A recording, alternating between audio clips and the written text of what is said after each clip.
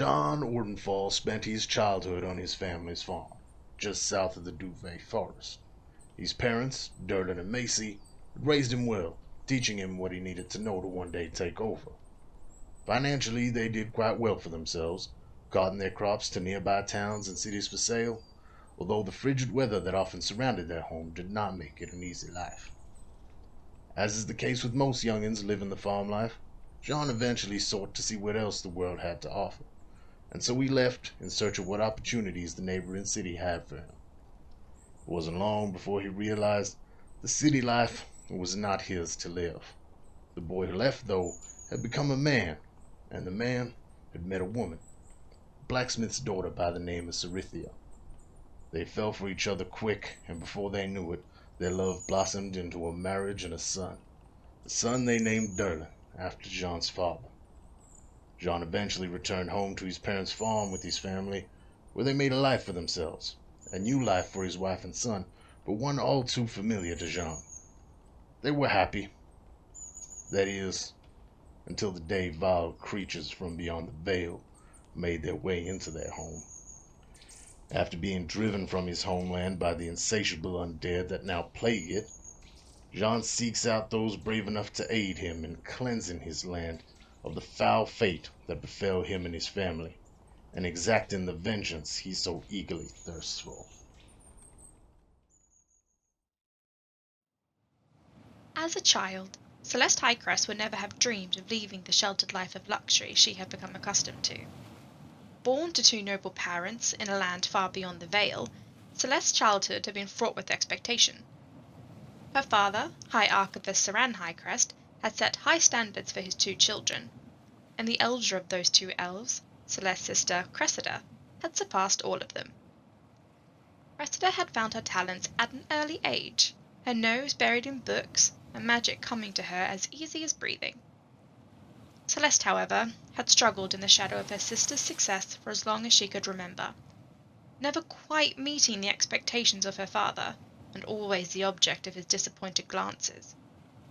When the two elves came of age, they sat the entrance exam to join their father at the sanctum, to become mentored under his tutelage and scribe ancient texts in the archives.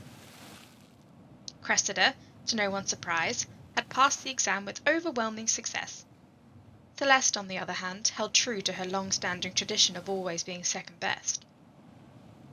It was rare that one should ever choose to leave their homeland, but never being able to escape the constant overshadowing from her sister, Celeste had decided it was finally time to break free of this tradition.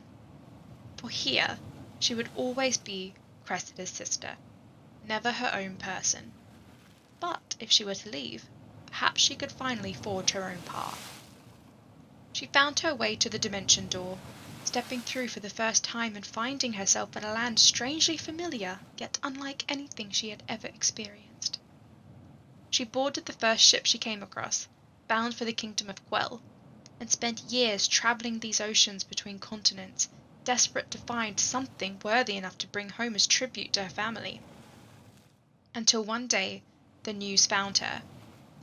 The door that she had stepped through to enter this plane had vanished, along with every other door that could lead her home. Now stuck, seemingly an entire universe between her and her homeland, Celeste is searching for answers, and some miracle that could lead her home again. Ingwe grew up in an exclusive, reclusive community of druids. His elders, ancient and wise, one of the greatest, his mother, was a great storyteller, and he grew up sharing their stories. While the community has very strict rules and customs and routines, each member is encouraged once in a lifetime to travel out into the world and experience the trials and tribulations, bring back their challenges to share and to tell the story of the world.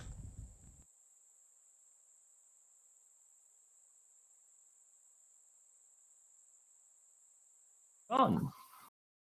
Hey, we're here. We are on. Howdy. Not of course, but yeah. Hello, everyone.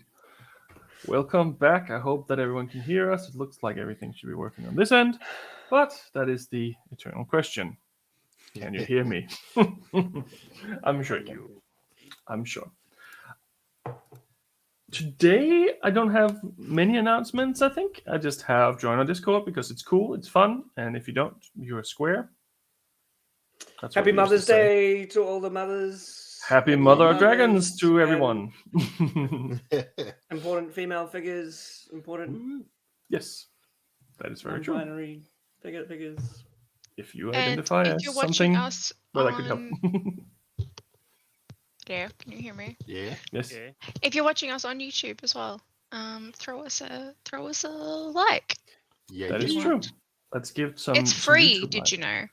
Yes. do that? So, and to It is subscribe to the YouTube environmental friendly too. Isn't It there a doesn't bell hurt the thing too? rainforest. Like get notifications? That I saw that recently. My kids were talking about. Let's go, Yeah. dude. What's the bell do? channel. Gives you notifications to people's channels, so you're like notified. Hellish rebuke. Boom. Let's just know that you're I think there. that's Toll the Dead. Yeah. Oh, that one too. What do I know? I just play D&D. I don't even know the rules. I just work here. We're all just Cool. making it up as we go, folks. What is it? Yeah. D&D? Yeah, and you can also follow us on Twitter if you haven't already. If we're gonna drop all Follow of us them on in there. everywhere. And we also have a OnlyFans. It's called Jacob and his calendar. I don't know. No, we talk about that. Waiting to see where that joke was going. I don't- Yes. I made a joke, but I wasn't sure when I started where it was going. I Yes. definitely still don't know. I just hoped you weren't going to say anything about like like the typical kind of company name, like Johnson and Sons or something. I was like, oh. Well, I was going more in the direction of like the zoo and animals, but then I thought that's probably going to be bad PR. Magpies. Yeah. You watch out. There's magpie videos coming. I've just got to speak to my PR officer about what I'm actually supposed to be doing when I talk to the magpies. Well, fair enough. It's going to be a video of Jacob running around and just knocking magpies out with his head. Swoop back, motherfucker! No, I'm feeding them good berries. Yeah. Those are poisonous, buddy. Anyway, welcome back to tonight's episode. Woo. That's right. We're doing the D&D. We're doing D&D. I don't even know where my head was. My name is Tom. I'm the Bruiser and Dungeon Master of Monsters and Mayhem. And if you have more dice than there is days in the year, then you come to the right place. I'm pretty sure I have more. That was the end of that, I think. Follow us everywhere. That was pretty much today's thing. Let me put on a little bit of music. So I have some background ambient. I'm going to put a little bit of a gathering storm in the background here as well. I thought this was a shopping episode. Well, you're still in a flying boat. You can shop all you want, but it's going to be at John's kitchen. I mean, there's that one That's guy right. It's a food episode. Yeah, it's We just can like an definitely make it episode of like MasterChef, and John just Yeah. keeps cooking us meals, and we all just stand there like, Those cooking explain this anime. dish to us. And then Gordon Ramsay comes out and yells at everyone. That's all I know about food. What are you doing? I want to know more about Lorena's family. I'm going to find out about Isetil the miner. See, I I'm can gonna take find out notes. what the heck these Shame. Yep, so last time Oh, yeah. you had a beautiful morning with some beautiful breakfast and had a beautiful day up until the point where you got attacked by a flock of carnivorous birds. Seemingly coming from, at least belonging to the Feywild, at least. Not quite sure why they were there, but there they were. You ended up fighting them on the ship and quickly dispersed them with a little bit of help of a druid of sorts. At least he said he was a druid when he turned into a wolf. And after that, everyone eventually went to bed and had a good night's sleep. Mostly at least. And that's where we are. Next morning has come, and it is time to wake up for everyone. I can press the long rest button. You can click the long rest buttons. All of you. just checking. Just checking. That's Long good. rest.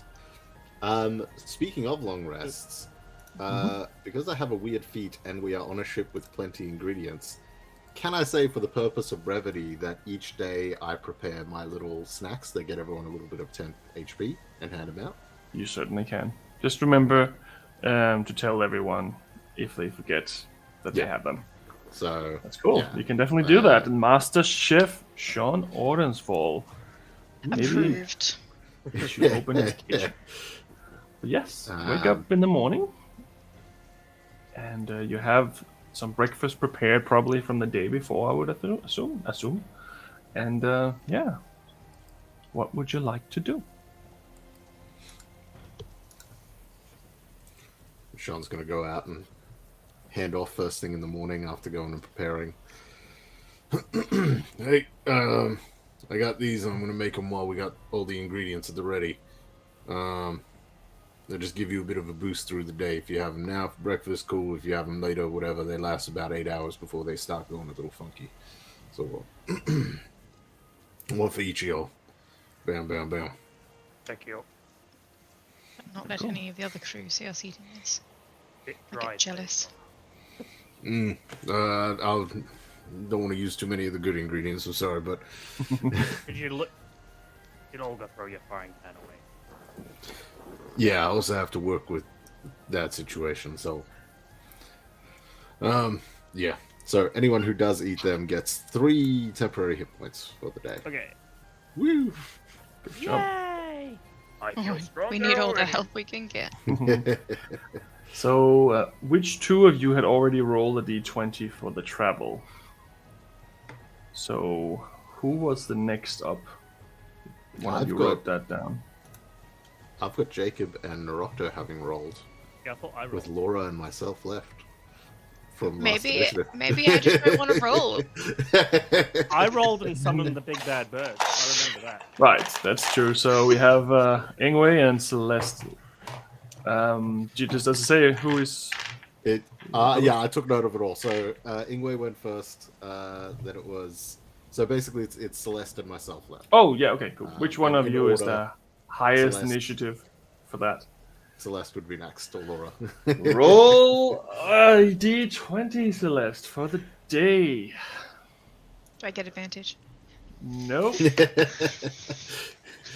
don't know if advantage is a great Ten. idea. Yeah. Straight down the middle, just a solid 10. But that is cool. Is It does bad? seem like the morning is a calm, beautiful morning. It seems like the clouds are clearing out a little bit.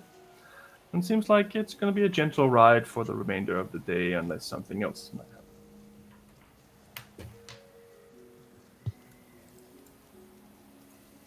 Ah, crap! I just dropped the thingies for the big gun thing. Hey, did we learn how to use this? Because that'd be really helpful if some more birds attack. I read the manual. Yeah, I was about to say. Did you read the manual? Yeah. I can't. So it works. I'm pretty sure it works like this, and I'm gonna try and fire it at a thing in the distance. Like, can I like see like a cloud? Right. Let me check on the map where you are right now. Just So, some farmer down below. You've been flying towards the night. So currently you're above what looks to be a big forest. There is a few large mountains on your right side. Oh no. And there's a river underneath you pretty much as well. There's nothing. No, I'm not raining fire down on the ground. I'm talking about like a wisp of. Oh no, I can do things. I'm going to cast a thing and then fire it at the thing. I'm Right. going to cast like a bonfire. A bonfire. Yes, in the Does sky. that float or Oh does it no, just on the fall? ground. No, it has to be on the ground.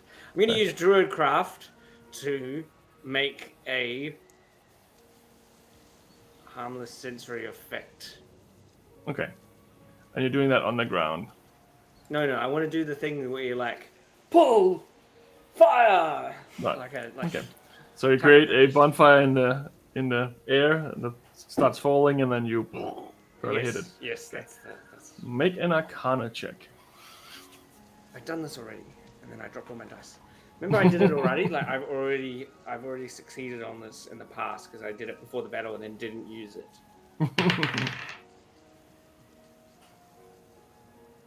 So does that mean I get advantage? No. Because I already know how to use the gun. No. Okay. No. Well, I'm very good at Arcana. I'm proficient in Arcana, and I got 7. 7.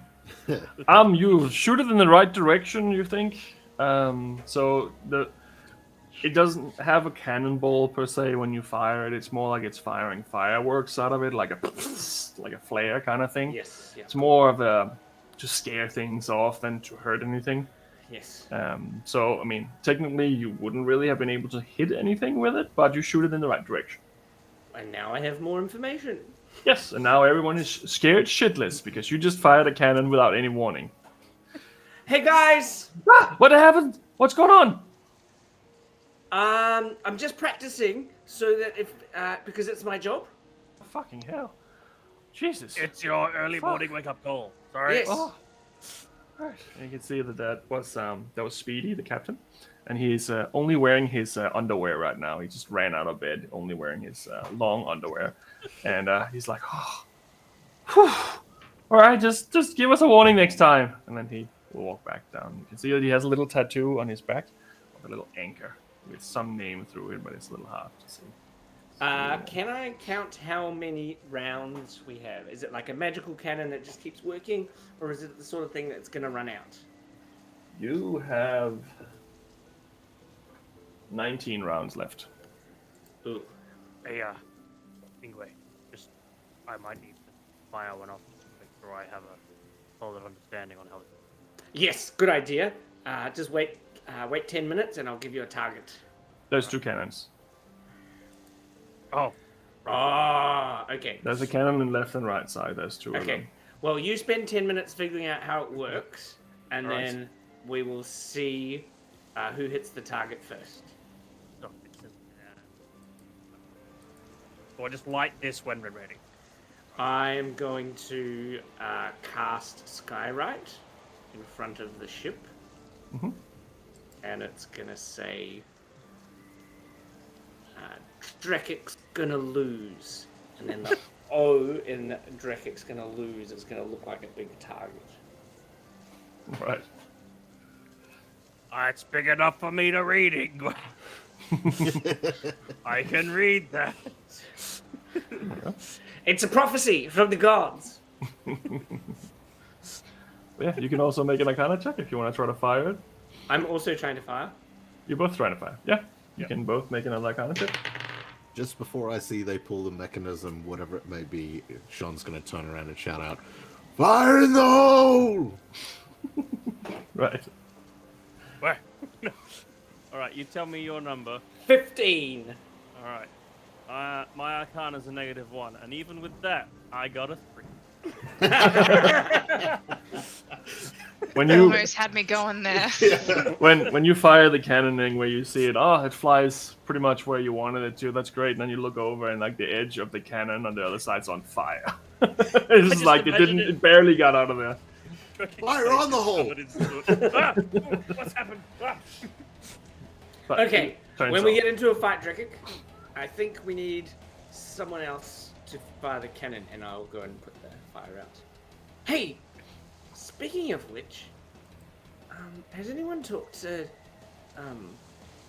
Asiro, the big Goliath dude? Nope. Don't even know who that is. Well, Celeste does not know who that is. Oh, sorry. Well, you saw him change back into his form. She doesn't know his name. No. Half fair. unconscious. he's the big dude. He said he was a druid, but he's a weird kind of druid. Anyway, Why is he a weird kind of What does that druid? mean? just the way that he changed. It was like, you know, when I change, and it's a bit like, I'm I'm Ingwe, and then I'm a bear.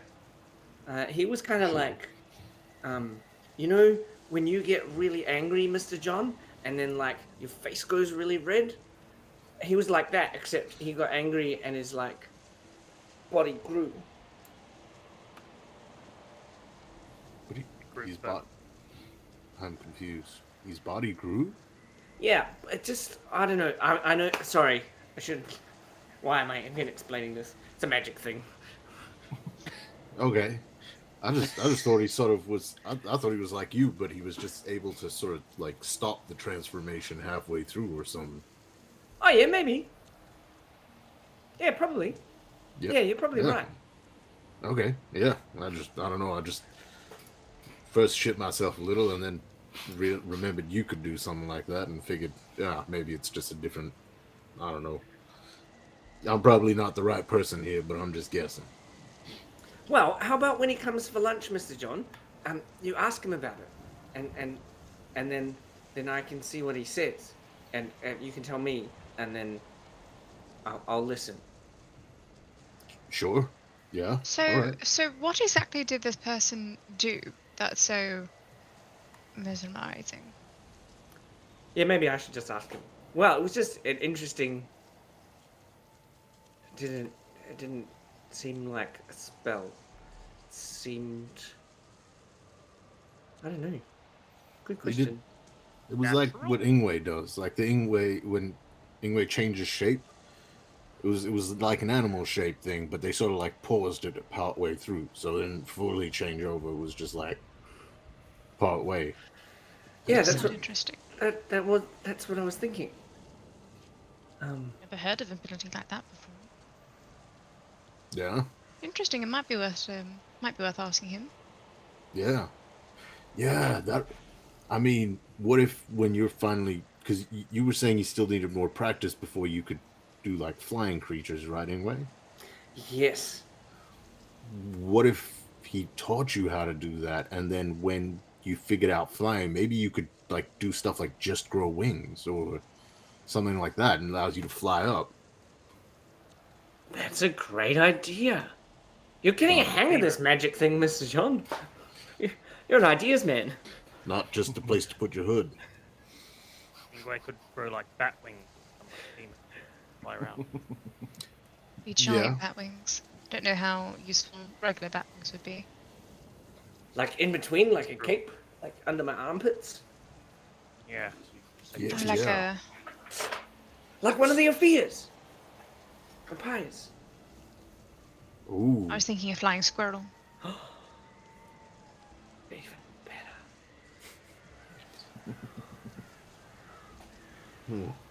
We have Something another to think mission about. now.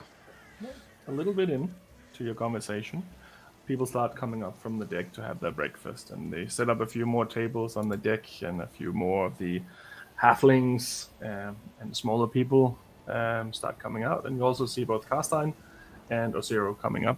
Carstein's gonna sit at the end of the ship, just looking out at the front, and Osiro is sitting down and just eating at one of the tables by himself. I better go finish up on breakfast, make sure Olga's not causing trouble, but I'm happy to ask afterward, unless you want to ask now, but either way, I'll see y'all in a bit. All right. Do you need a hand, John, or are you fine? I'll let you know. And he holds up the sending star. And then, You know where to find me. Ingwe, if you wanted to talk to Goliath Wolfman over there, I'm gonna check out if you're gonna learn something over there, I'm gonna see if I can learn something.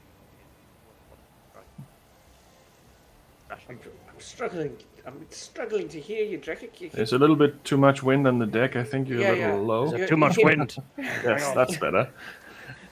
It's like you start there we go. talking and then you trail off. But It's really my weird. mother always complained that I used to do that. Really strange how that happened. Anyway, I'm gonna go talk to the music man. The music man. Well, I was really interested. I was kind of thinking. I wanted to actually talk to the historian and hear some stories, or Do you think, Miss Celeste, it's time to have a conversation with Vartex? Anyway, I never think it's a good time to have a conversation with Vartex. Yeah, I know, but is it... Okay. Well, about what? What is it exactly that you want to delve into his depraved mind for? I can't remember, actually. I think I just had this vague sense that we had an important thing to talk to him about it, and he didn't want to.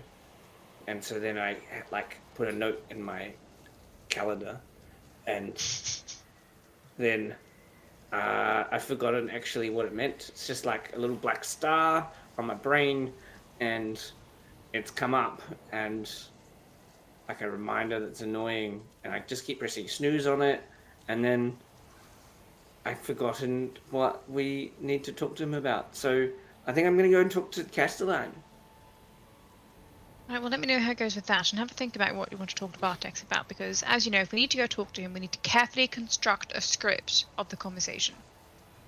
Because, knowing him, he'll find a way to twist and turn our words inside out, and then we'll walk out of it not knowing what went in there again in the first place.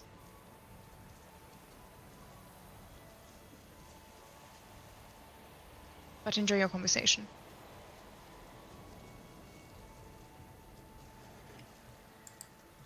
I wander over to Castine, but I am actually more interested as the player to hear what Drake's conversation is before I do that, so I get my head right. So what do you want to do? I'm going to go and talk to Castine, but can we camera pan to Drakic's character first? Sure. Drakic, you've been summoned. What do you want? Hello. Yes, I just wanted to see if I can jam. Jam? Music man. Oh, well, he's downstairs, so he doesn't really come up much. Oh, is he playing now though?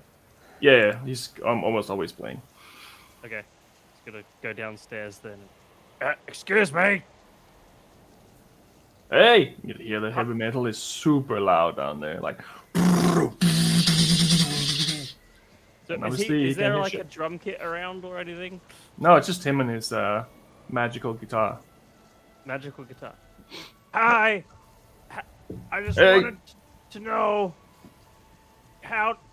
if I can jam with you. I don't have any jam. Do you want some jam? I want jam? Do you? What? No, okay. Me, play with you. I am married. That's great. Not that kind of marriage. Okay.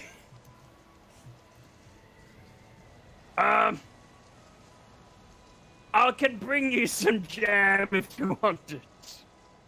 My name isn't Jam.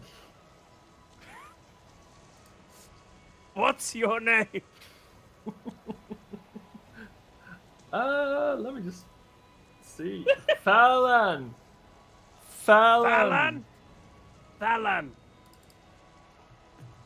And at one point, the music stops, but he keeps playing, and you can see one of the little chords fill up, and he still can't hear shit. Oh, I just walk up, grab the cable, and just wave it in his face. Thank you! Plugs it back in, and the whole room just stops. As soon as he starts playing. Yep, you're welcome. I just walk away. Thank you, Jam!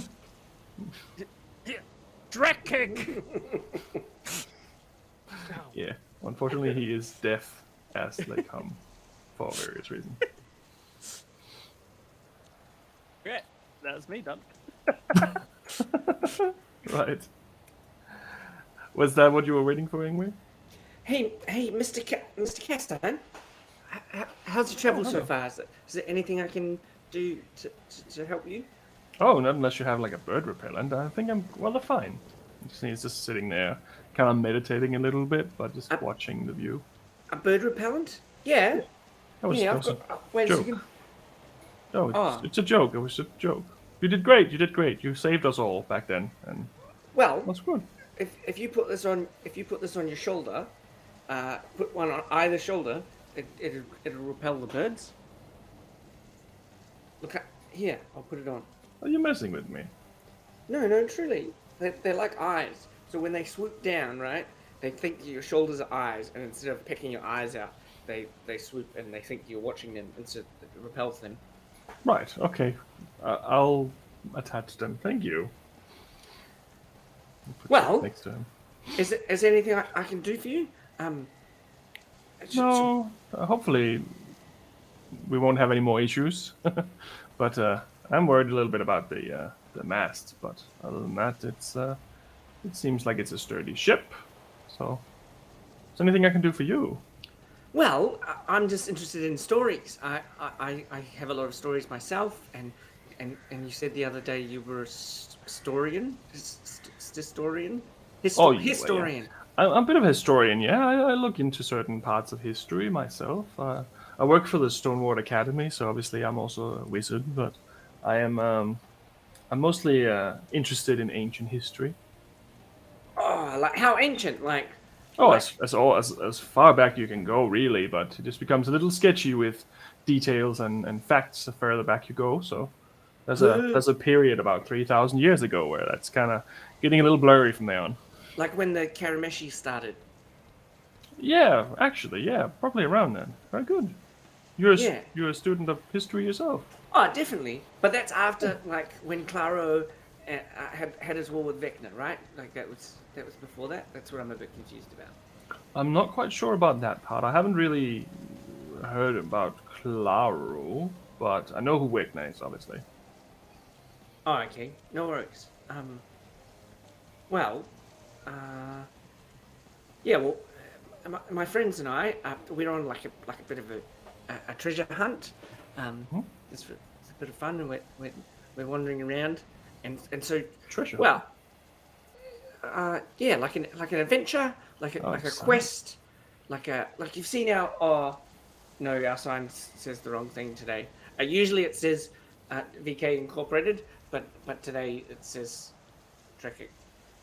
You're gonna lose. Anyway, not important. Oh, that's you. Clever. Can you do that? Oh, I guess I can if I spend a little time on relearning that. But at the moment, I have other things prepared. You know, with wizards, we tend to pick out spells every now and then. Yeah, when you meditate in the morning. Oh, sometimes like that. Sometimes we just keep them. But considering what happened Where do you, last night, I just have a little bit more offensive spells ready than just a magic missile, I guess. where do you keep them? I just memorize them. I have a spell book and such. You keep the spells in a book. Cool. Yeah, I mean, they're my personal spell book, of course, but everyone's different. Yeah, well, I keep my spells in my pockets. See? But you're a wizard too. Yeah. This is here. Do you want a berry? Oh, I see. So you're one of those type of wizards that love the forest. I do quite like the forest. Also the ocean and the mountains. I'm a big fan of rock at the moment. Right, I love rocks myself very much. Yeah. Here, let me give you something. You gave me all these items. It gives you a little stone, and you see that it's just like a black stone, like obsidian black. It's one I picked up from one of my travels. It's just a little memory. Where did it come from? I picked it up not so far away from here. I was traveling near some of the, how should I say, volcanoes. We're going to be passing by one of them soon. And that was one of the areas where I got some of that from. Well, do you have the spell, Mr. Lit? I want to show off, but I don't know if you have the spell. Mr. Celeste has this spell where she can find out what a thing is. Oh, yes, I definitely have that. Okay. Can you find out what this is? What do you give him? I'll give him another twig. Well, it doesn't appear that this is magical per se. Isn't it? No, it doesn't. But it came from a like... magical place. It came from where the gods come from. Oh, well, I mean, everything is magical deep down, like twigs, stones, everything has an essence of magic. It's just not a magical construct in the same sense as if you had like a Oh yeah, I magical knew weapon that. or the It's a ship itself and stuff It's like just a that. tree. I just wanted to show off that I'd been where the gods come from. Oh. Can you go there? I don't really know where this comes from. Like that information doesn't really. Like, the spell didn't really give me anything because this is not technically a magical per se item. Where did you get it from? I got it from where the gods come from. Which ones? I'm gonna go back there. Um. Maybe I shouldn't say. Nah, I should. Here, and I'll pull out a flyer. Right. See? Well, there's the Storm Lord, and then there's Ran, except he's a baby, which is weird because he's not a baby. And then there's. Anyway, you can read it. Put it in your book. Thank you. I'll keep this. No, Thank put it in you. your book. Sure. I'll put it in my book. I'll wait until he puts it in his book. He doesn't seem to put it in his book right now. I wanted to see his book. So, well, anyway, any information that you think you could give us to help us, we're trying to find some lodestones or some. Ingwe would definitely know what he was talking about, but Jacob has forgotten. What is Jacob trying to say? The stones that we're trying to break with the things. So Sumerian wards. The Sumerian wards? Right. Yeah, we're trying to find Sumerian wards. What? Have you heard of them? Yeah, I have heard of them. Do you know where any are? Well, I've seen one in Sahani, and I have heard of one which is in the Ashen Lands.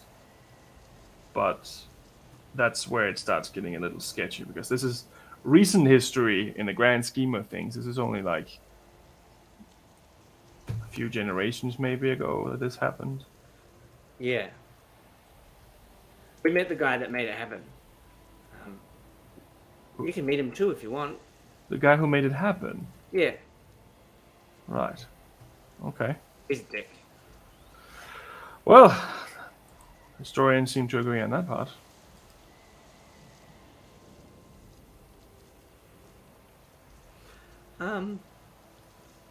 This conversation went on random turns that I wasn't expecting.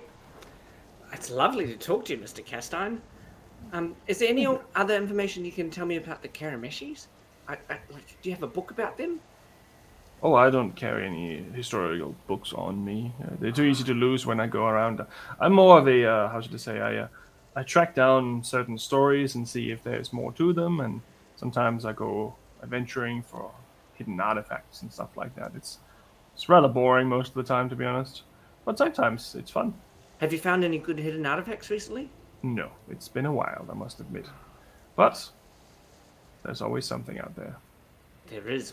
Like, I've only been here for like a month, and I've already found heaps of magic items. This place is crazy full of them. Yeah, I'm not so much interested in them for the magical properties. It's more of a preserving history.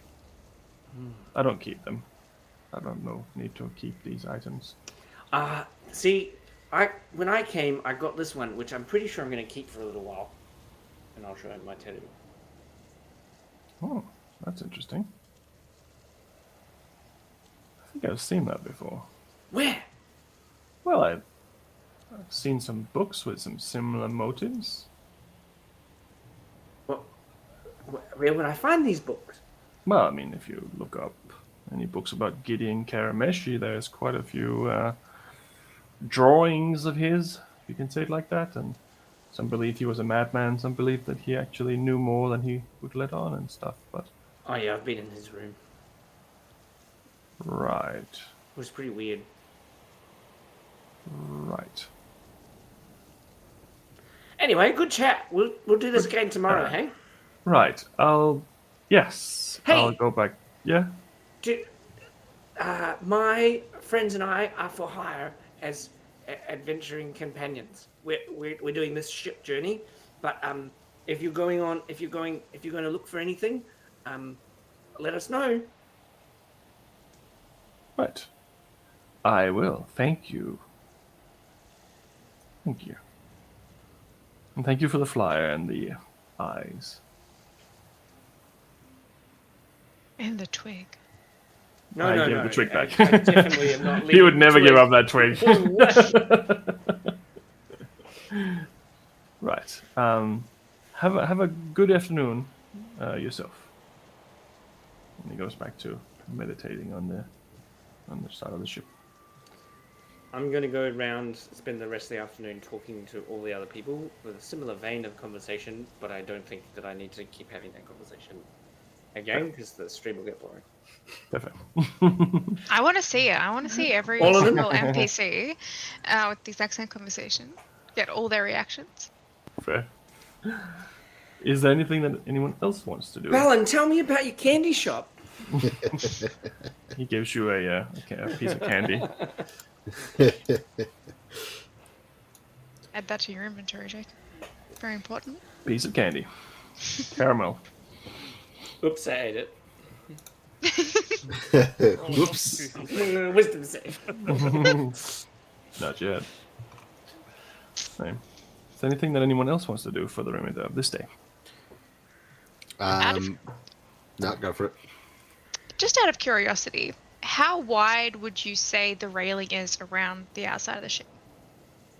The railing itself, like if you put Yeah, your hand like- on it? Oh, yeah. It's not actually that big. I would say that it's probably like, let's say like 40 centimeters, like this much, maybe max at the biggest. Okay, so would Celeste feasibly be able to sit on the side of it and like have her arm like around a rope or something to like steady Yes, herself? yes, you can definitely do that. Celeste is going to do that, and she's going to play some tunes on her pan flute and just spend the afternoon. You know, she's written her ballad, her ballad, and now she's going to try to like put it to music, and so she's just going to. Right. That's her. It sounds beautiful in your eyes, and then you realize that there's also heavy metal playing at the same time, which might have confused a few guests, but it seems to be coming along quite well. There's a few people who seem to be enjoying it while they're having a little glass of wine or something like that. You see all the halflings, they're sitting there drinking together, having a smorgasbord of cheese and different kind of things as well. And they seem to be nodding along with the music. Yeah, so she'll just sit there until someone comes to get her, or until it's like dinner time or whatever. She's just going to keep to herself. If anyone comes up to talk to her, she'll just polite conversation and try to end it as quickly as possible. Right. Cool. Jean, once breakfast was sorted, he would have brought it all up and handed it all out. But he would have intentionally left, what's his name? I scrolled away from the note. Osiro. Yep. He would have intentionally left him to last, and then he would have brought around his dish and handed one to him. And then, as he sort of handed it off, just, hey, how's your trip going so far? You doing all right? Yes, it's very entertaining, I must say. Please sit down, Master Chef and Fighter. No, thank you. Very kind of you. I just wanted to thank you from all of us for jumping in and helping us out with that situation yesterday. Oh, that's the least I could do. You're the ones protecting everyone else. I might as well just sacrifice my flesh and bone for everyone else, for the greater cause. And it was fun. I was bored. I had a feeling it was more along those sorts of lines. No disrespect. In fact, I admire that in someone. So, Well, but I gotta ask, what you did, that was something special. That was unique. I mean, a friend of mine can do something similar, but Really? yeah, but they don't. They don't, you seem to have figured out a way to like stop halfway. Oh. Yeah, it's a special druid spell, I know. Oh, okay. Well, I mean, I'm sure he's willing to pay in some way, but I think my friend might be interested in that technique and that spell if you're at all okay with teaching. Make a I mean, persuasion check. oh, that's a natural 20. Nice. What's the total? Did it? I was like, no chance. It has Persuasion happened. +1, 21. Right. He looks at you up and down and crosses his arms. Listen, what was your name? Sean? Yes, sir. I can't show your friend how to do that. Sorry for the wide lie, obviously, I'm no druid, but I appreciate you fighting for the greater good as well. So I'll be frank with you, it's not a spell, it's more of a affliction, if you can say it like that. Affliction. Yeah, just keep it between us, because I don't know who trusts and who do not trust someone like me if they learn of my predicament. Huh.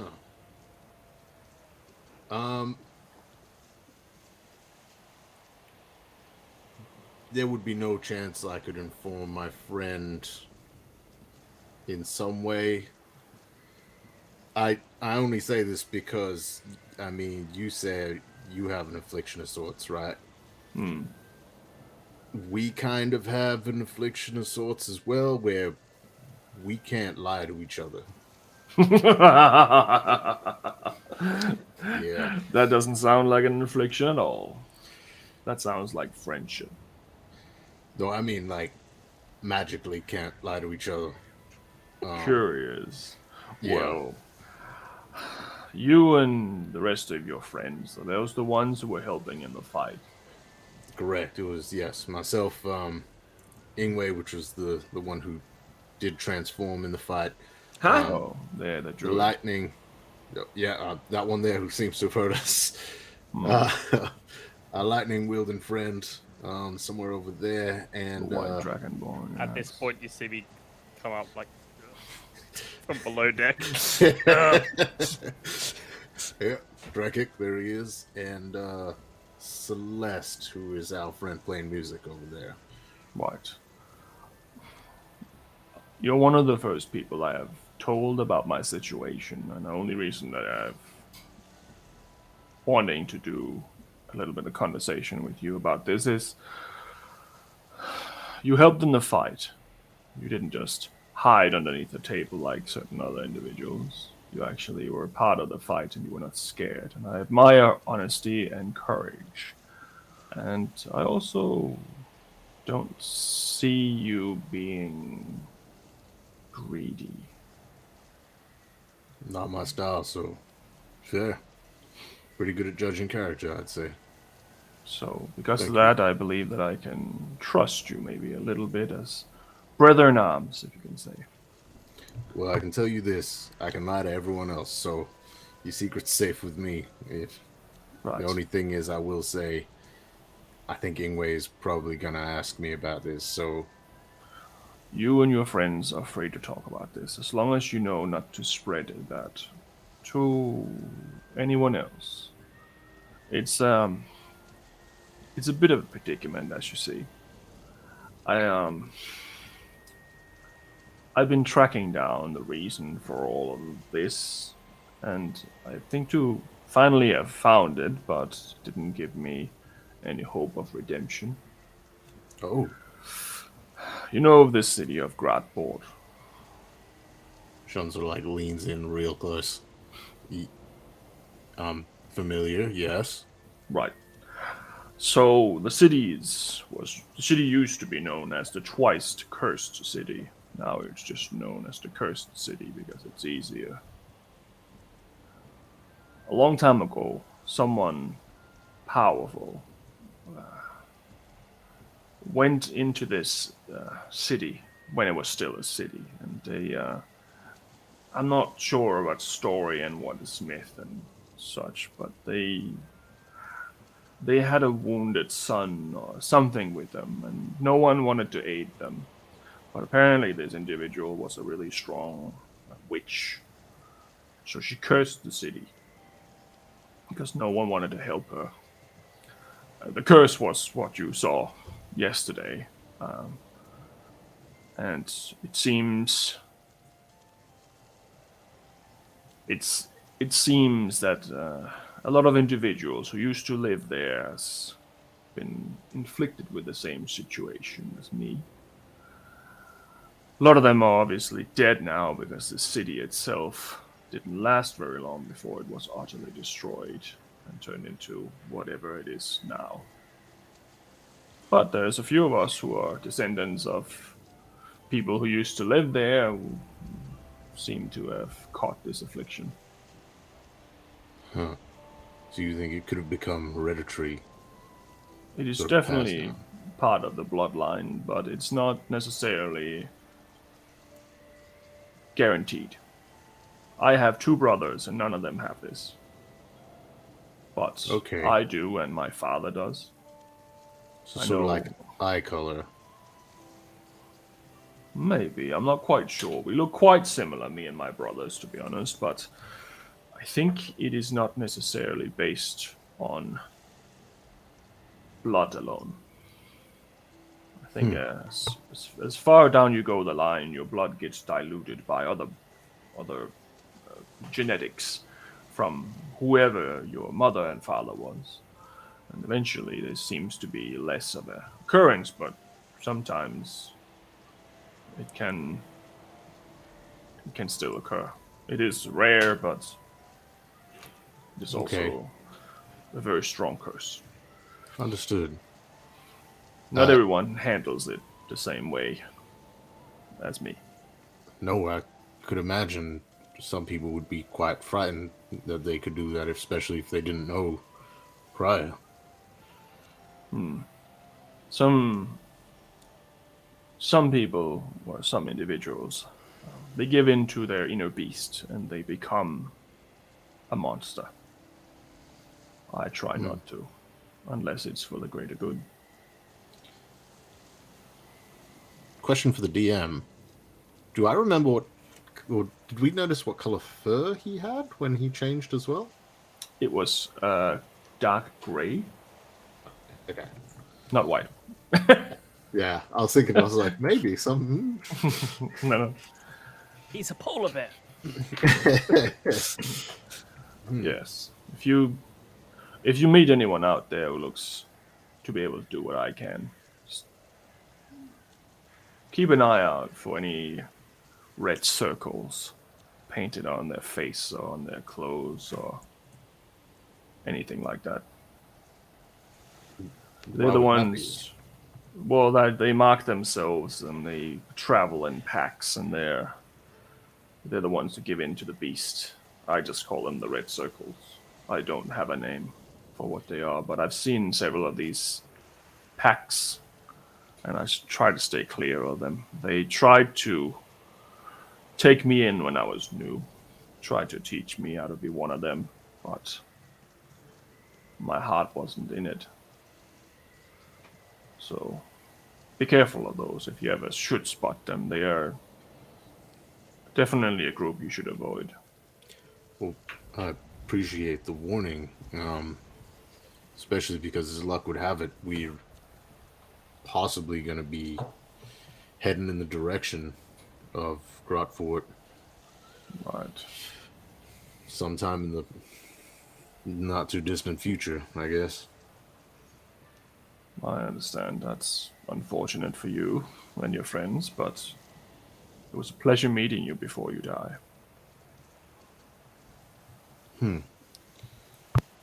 Yeah.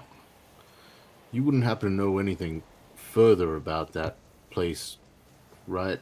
I hear nearby there was some sort of undead infestation that rolled through the Yes. woods and neighboring areas. As far as I remember from the stories I was told by my parents, they used to have a herbalist shop within the city. But that's many years ago now. It's almost been 2 generations. They had inherited it from my father's father. They've only just taken it over when all this kind of happened. They they said that it happened within the city. It started inside the city. The undeath, the curse. Yeah, it seemed like it was coming from within, not from an outside source. But at this point, the city was already suffering from the first curse. Many people ended up killing each other in sheer rage without knowing what was going on. And then it turned to whatever it is today. It may sound odd, but undead can be ruthless enough as it is. And something with the ability to become what you became. If one of them were to turn undead, I imagine that much more ruthless and more difficult to stop. Do you know if there was any interconnection between those I curses, or I haven't heard of it. I think the first curse was supposed to be worse than it was, but they managed to somehow contain themselves, and that didn't sit too well with whoever threw the first curse. And someone else or the same individual then cursed the city twice, and then the undead started pouring out. Most of the individuals who were alive in the city tried to get out, but they had also locked themselves down because of the other situation. understood? Not many made out. And I'm sorry to hit you with so many, but the origin of that second curse, you don't know any further than it began within the city? At that point, it was already too late to investigate. I know that many adventurers and travelers have gone into that city, and yes, they haven't made it out. So, how long have you been away from your home, if you don't mind me asking? I was just a small child when my parents told me the story, and at that time they had already been away from the city for maybe 20 years. Oh, okay. So it's So not a you, new thing, but they yeah. left immediately after the first incident. So you were born outside the city walls. Correct. You were more a result of what happened from within the city. Yes, no, we moved to Maradan ourselves, and then we grew up there in the peaceful area, if you can say it like that. There are some dragons, of course, but we didn't obviously fight dragons, but it's more peaceful than what happened. Okay. Well, thank you for everything you've told me. That's, I mean, far more than I expected. So I much appreciate it. Well, Is there anything we can do to help your affliction? You said you were seeking some solution to it, some resolve, which came up dry. If we come across anything, is there a way we can contact you? well, I am a nomad. I travel around quite a lot, so it's probably hard to find me. But if you have the capability, you can always send me a message. All right. If we come across anything, I'll do my best to remember to call you, let you know, contact you in some way. Appreciate it, I appreciate all that you've told me. of Thank you. course. All right. Enjoy breakfast. If you want more, just give me a shout. I can see you're a big fella. You probably eat a lot like me. Sounds good, Mr. Chef. All right. And up he goes, and off he walks, bewildered and staring off into nothingness for a bit as he heads down to prepare for cleaning and that. Right. as you get down, you realize that Olga is she's already kind of starting to clean up some of the dishes and stuff like that. But you also notice that she didn't take the soap; she took the butter. Olga, I'm so glad to see you. Almost there. Olga. I'm just gonna hold the butter. I mean the soap up. Right, I already have one. I already have the other soap. Yeah, no, that's the cooking soap, so to speak. It's a real bad cooking soap. Yeah, yep. Gonna go swap with her, run her through it. Train her in cooking, and the cleaning of the dishes and all that. Yep. No worries. Anything else that someone wants to do during this day? No. For the majority of the day, it also seems to be clearing up slightly. So you can see a little bit more of the environment around you.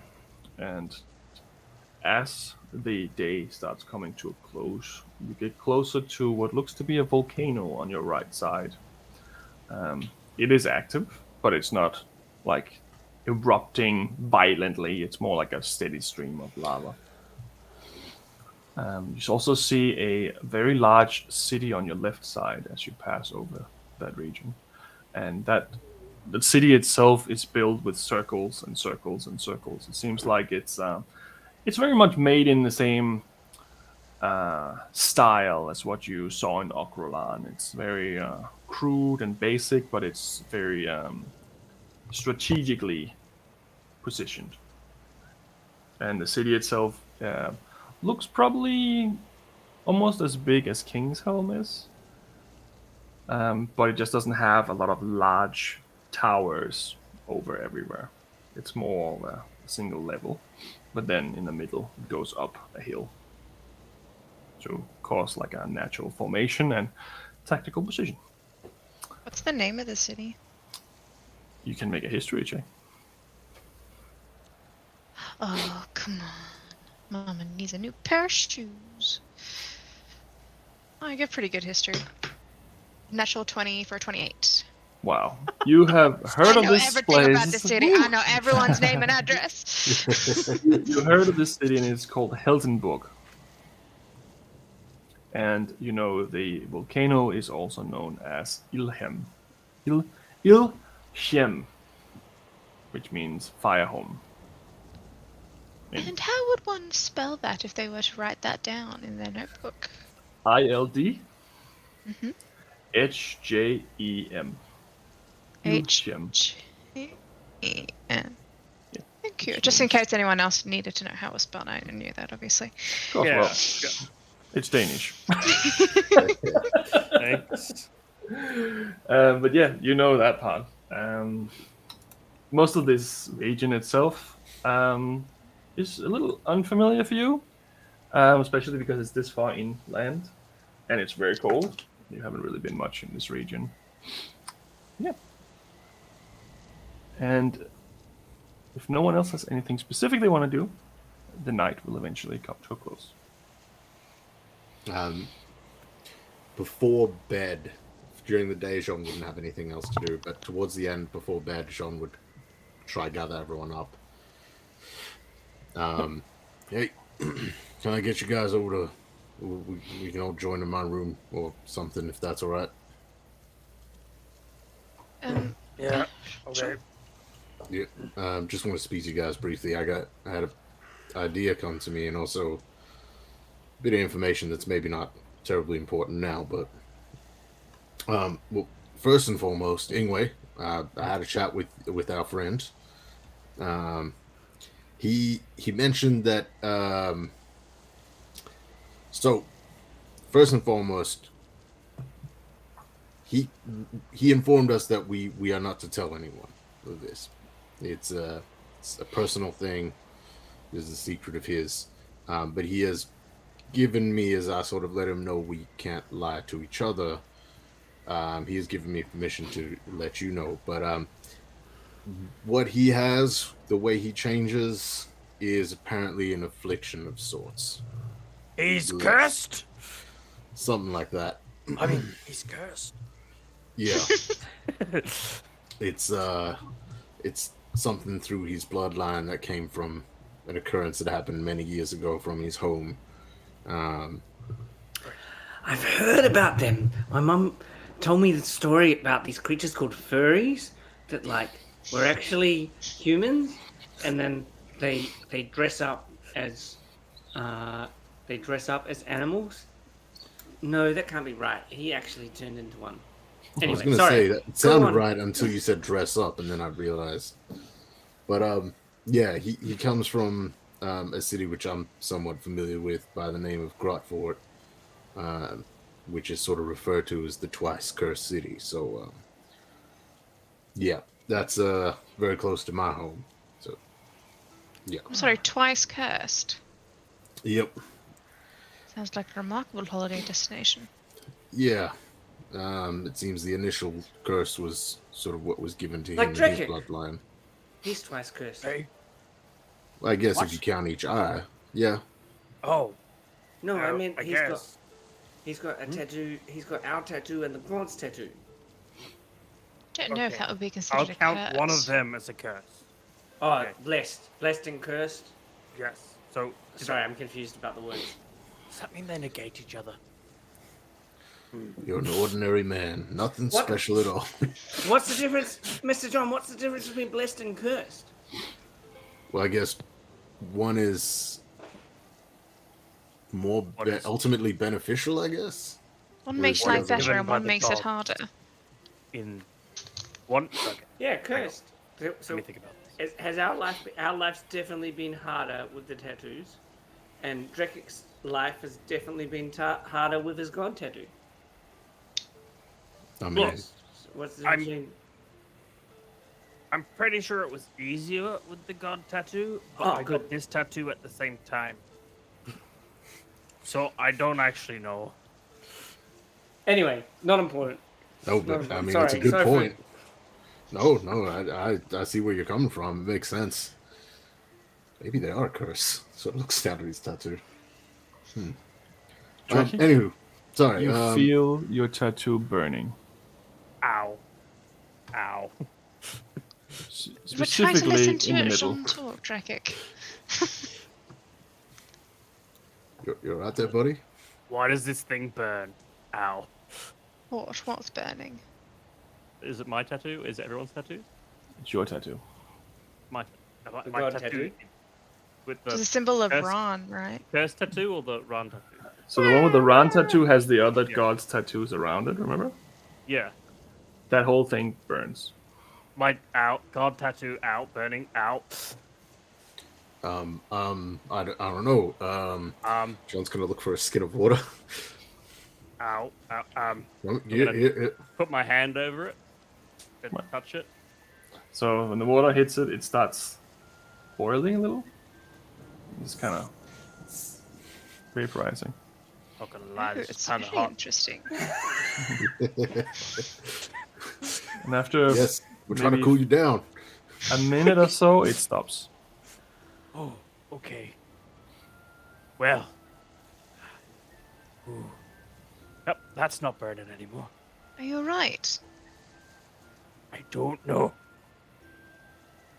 Did it? Well, often when ours hurt, they usually means they're changing. Is yours looking different? Does mine look any different? No. During it, was it glowing red or anything, or was it just the same? You couldn't see any difference. You were just kind of burning. No, everything seems the same. This Hello? might sound dumb because I'm not well versed in it, but I heard something about new tattoos can cause infections. It's not infected or something, is it? Looks clean. I think You that's tell only if me. they were done with an unsanitary needle. I don't think ours were done with needles. I haven't heard of infections causing water to boil in a bucket, though. That's Celeste is yeah. going I haven't to spoken to a bacteria before. Maybe I should.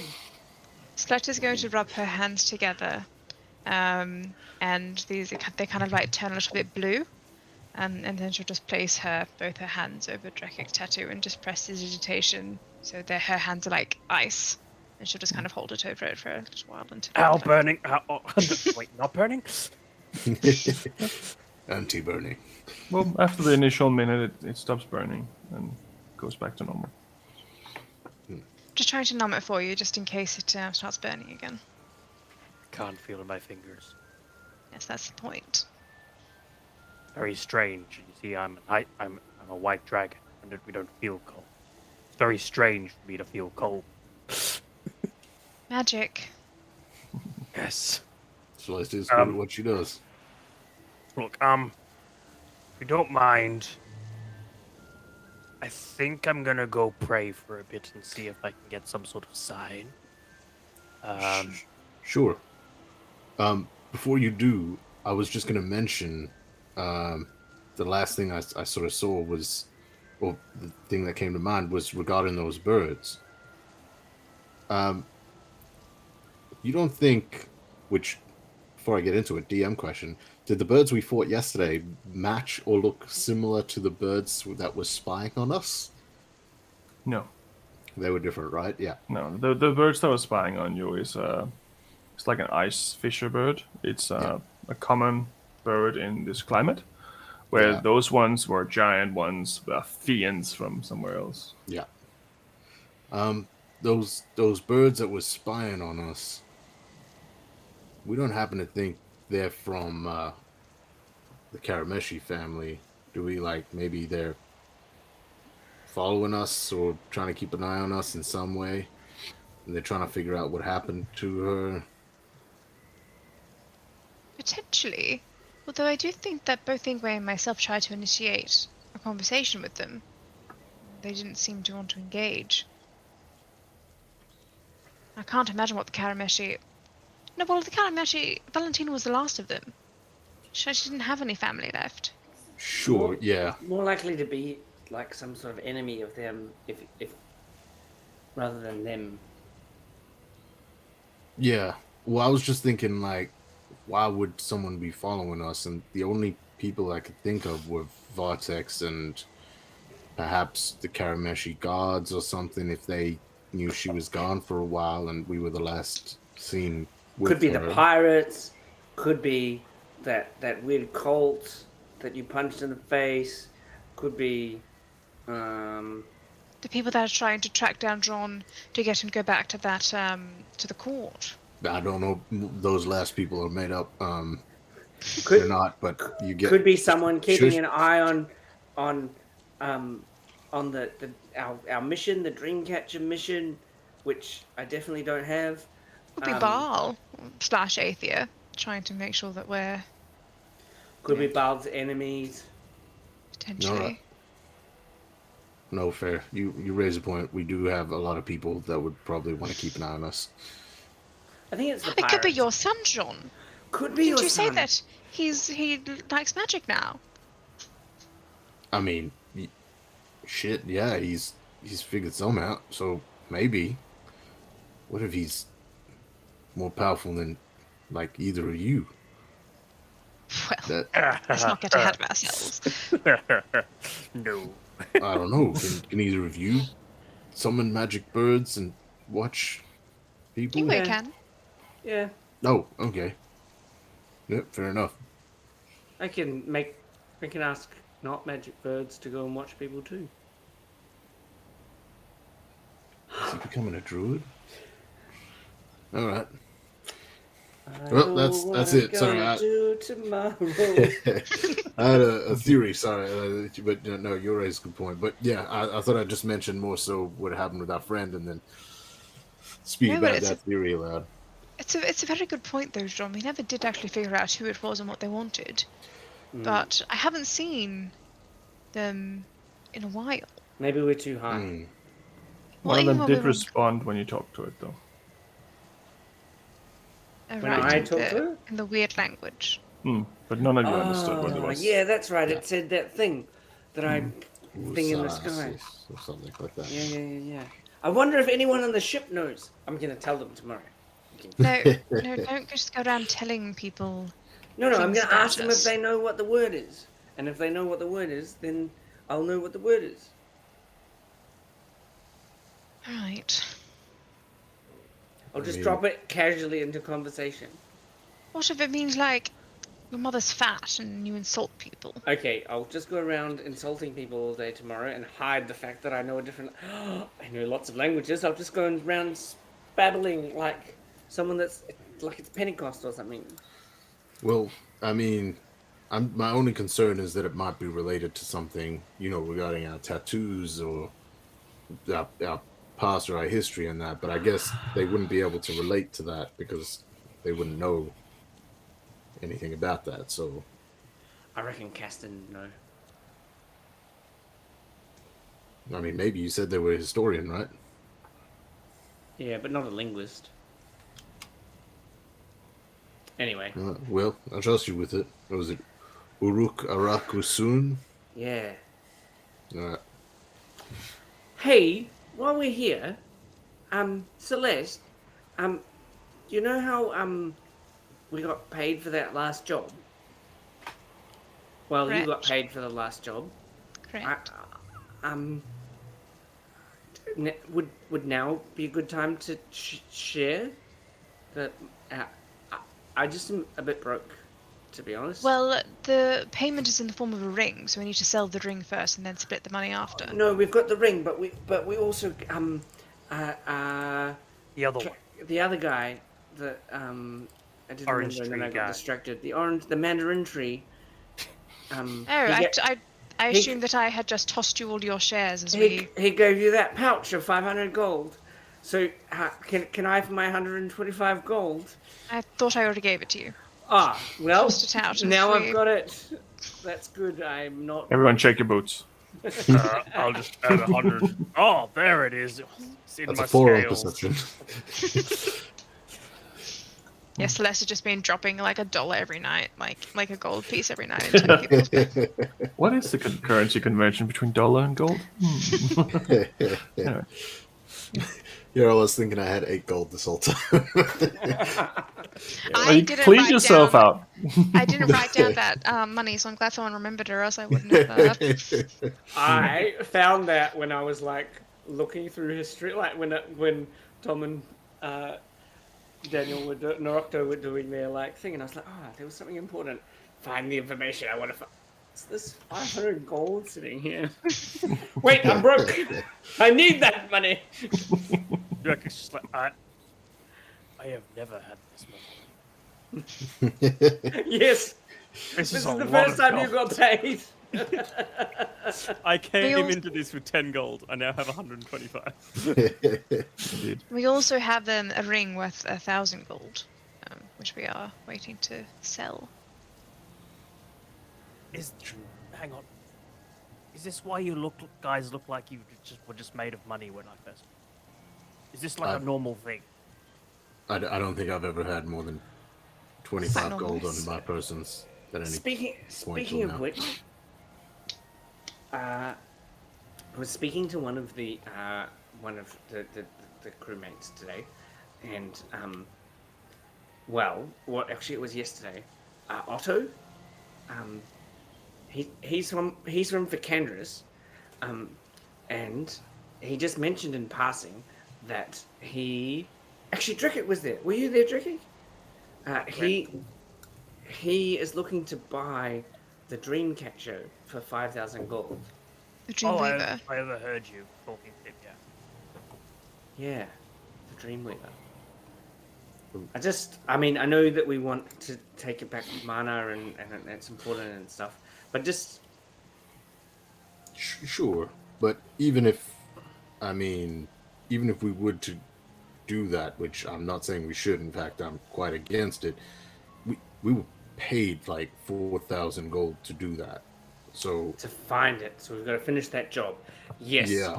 So I don't think we should give it to him on this ship ride, for example. But my question is, if information has value and we know where we're taking and placing the thing, is it after we succeed in our mission?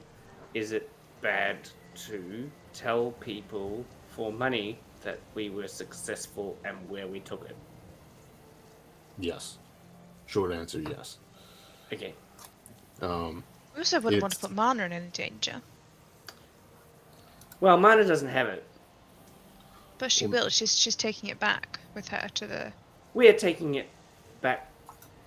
And she will be safeguarding it once we've left it with her. I'm safeguarding. Anyway, that's not important. Also a question of like loyalty, right? If we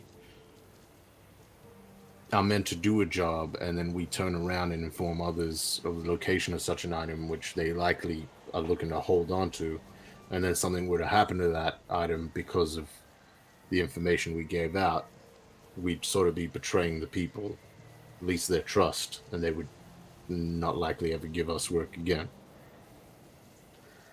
Economic argument. I understand that one. Good. That's sensible. Nuts. I don't follow. What? Yep. Makes sense. Cracky, don't worry. Makes sense. Okay. A lot of this world, you know. I've been in this world a much longer time than you. Yes. It just makes sense if you categorize things into superstition, or Right. maths, Right. or I don't know if a cleric's allowed to say this word. Sex, superstition, or money. Wait, how That's- could you? I Well, think sex is fine. Is it? Oh, okay, good. Basically, everything Mr. John talks about is either sex, superstition, or money, and Right.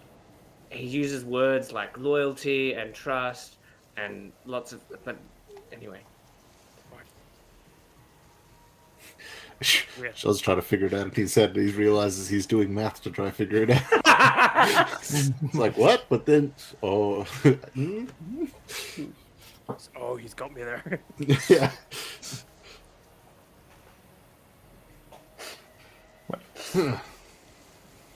That's about everything I had. Sorry to keep you from your prayers, Drekik. I Nope, just that's thought I fine. might mention that in case you had any ideas. I know you weren't there for that, but No, that's No. fine. I'm just. Yep. Fair enough. all right.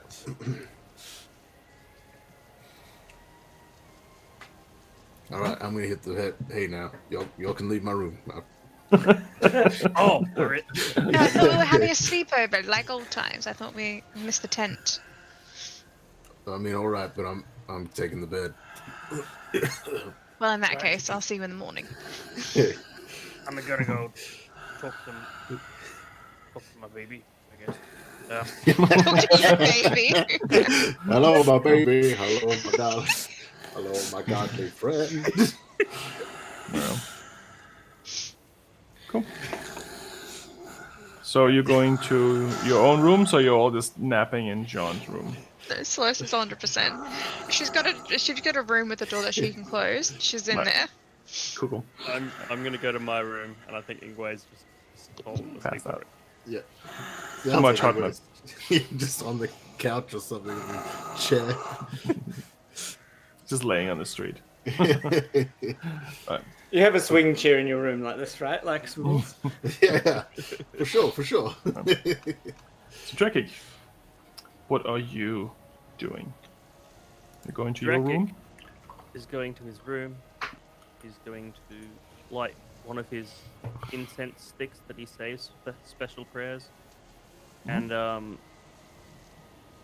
just try and meditate, figure out, try and have some sort of sign as to why his arm suddenly felt like it was on fire. No. Do you make a specific prayer, or what are you doing? Specific prayer. Like, are you praying to your gods, or are you just meditating on answers, or how are you doing this? Prayer would be something along the lines of, Ron, I don't know if this was a sign from you, or I don't know if this was a sign from all of you, but I don't understand what it was, and I would like some guidance as to what it was. Please. You don't hear any response to it.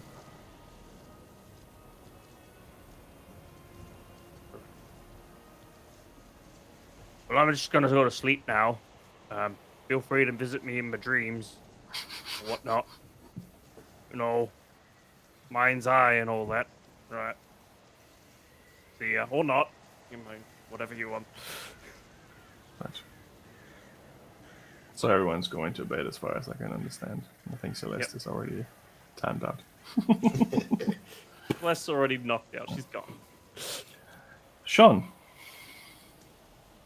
as you go to bed, Yes. nothing happens.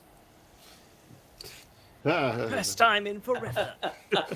Bad dreams of living potatoes attacking me or something. Except he can't go to sleep because of Ingwe's snoring. And Ingwe, as you go to bed, nothing happens.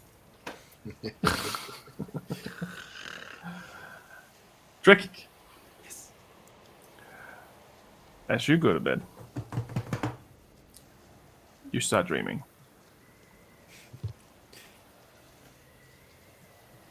Starts as just gentle background noise, like when you're on a ship.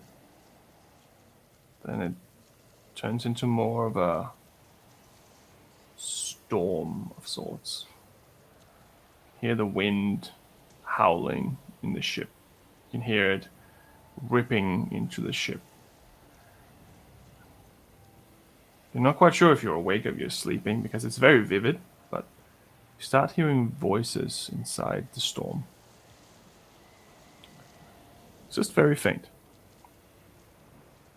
You must defeat him, Find it, stop him. You must stop him. You must stop him.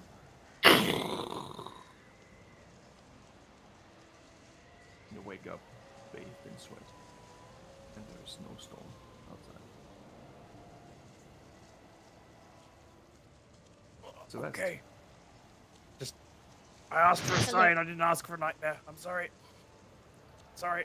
As you go to bed, you also dream something. My Yours first dream starts sequence. fairly similar to what I just described. It starts as a rocking, gentle rocking of a ship.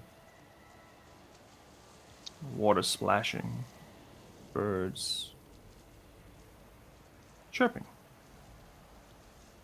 There's a little bit of light coming through. Seems almost like you're back on an actual ship somewhere. You're chilling out in your hammock. You remember the day. This was the last day on the ship. Remember sitting there and just reading a book before everything went down. You can feel the tension in your body because you know what's about to happen. You know exactly what's going to happen. And then it cuts to you being in the water again. You see the ship going down.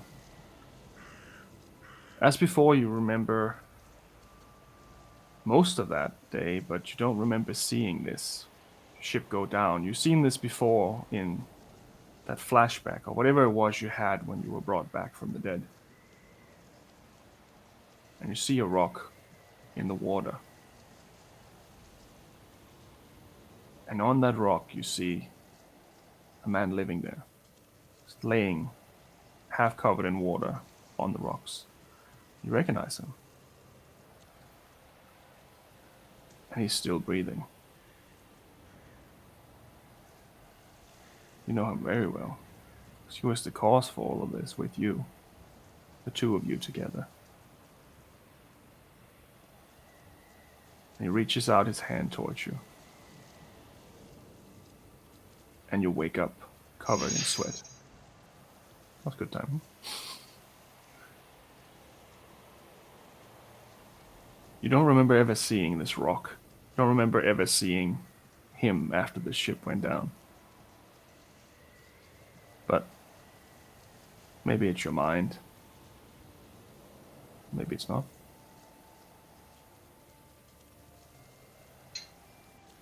But eventually, you all find sleep. And have a long rest.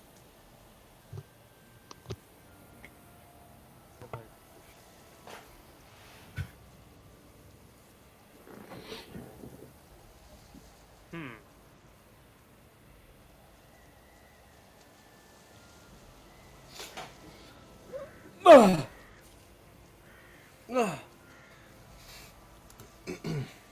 gonna figure this out, Mr. John. Oh, hey.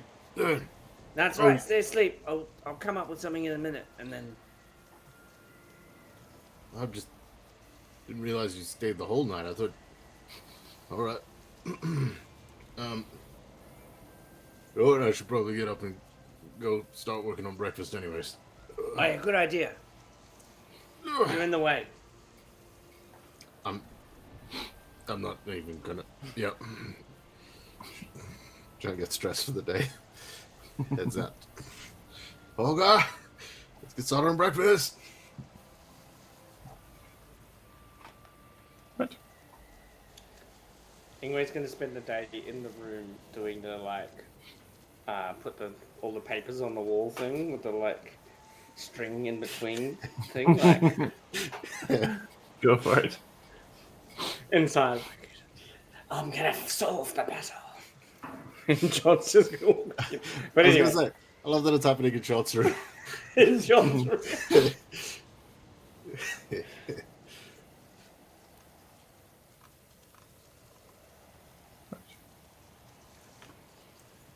So what does everyone want to do this fine morning? Do I need to roll for the day at all? Is it your turn? It would be my turn, yeah. I was last. Then you do. Yeah? Okay. Roll well. Oh, no, don't tell him Let's that. hope a 14 as well. 14 as well. Today continues to be a clear day. Does not obstruct your passage in any way. You are now on the 4th day of your journey. Out of the 7. And for now, it seems to be a calm wind. It seems like you've chased the storm away, so to speak. And the storm coming in behind you is coming in slower than you're traveling. It seems to be a beautiful morning. You can see below that there is quite a few birds finally flying around some of the mountains nearby and such. It's you're pretty high up, but there's a few birds that you can at least see from there. It seems to be a beautiful morning, just as the one before it. Guys, are you awake? Are you awake, guys? No. John's in the kitchen. John, are you there? John. Are you going to the kitchen to say this or to his room? Yeah, I'm going to the John. I'll go to the kitchen because he, after banging on your door, he would have banged on your door first. So Ingwe. Hey, yo, yeah. Ah, It's crazy. It's crazy. on. What? You're right. it is crazy. Yes. How do you know? What's well? What? Tell me the information. I need to add it to the wall. What? Just tell me. Well, I had a dream, Okay. a nightmare, but I think it was a vision, and all these whispering voices, and you must kill him. You must kill him. You must kill him. You must Who? kill him. I don't know. Me. I don't think so. Oh, good. Good. Maybe You can tell the truth, so I know that you don't think so. it said him. So the only one I definitely know for sure is Celeste, It's not unless. Except. definitely identify as a him. Could be me. Are you a him? Yes, you're him. Okay. Yes, crazy dream. Crazy night. How's yours? You guys slept really well, but I've got all this energy for ideas. Can you remember where John's farm was? I think that's where we need to go next. Because can you see this pattern? There's like a hole in the information. There's all these strings leading to it, but I don't know. And has he told you anything about his life? He hasn't told me much.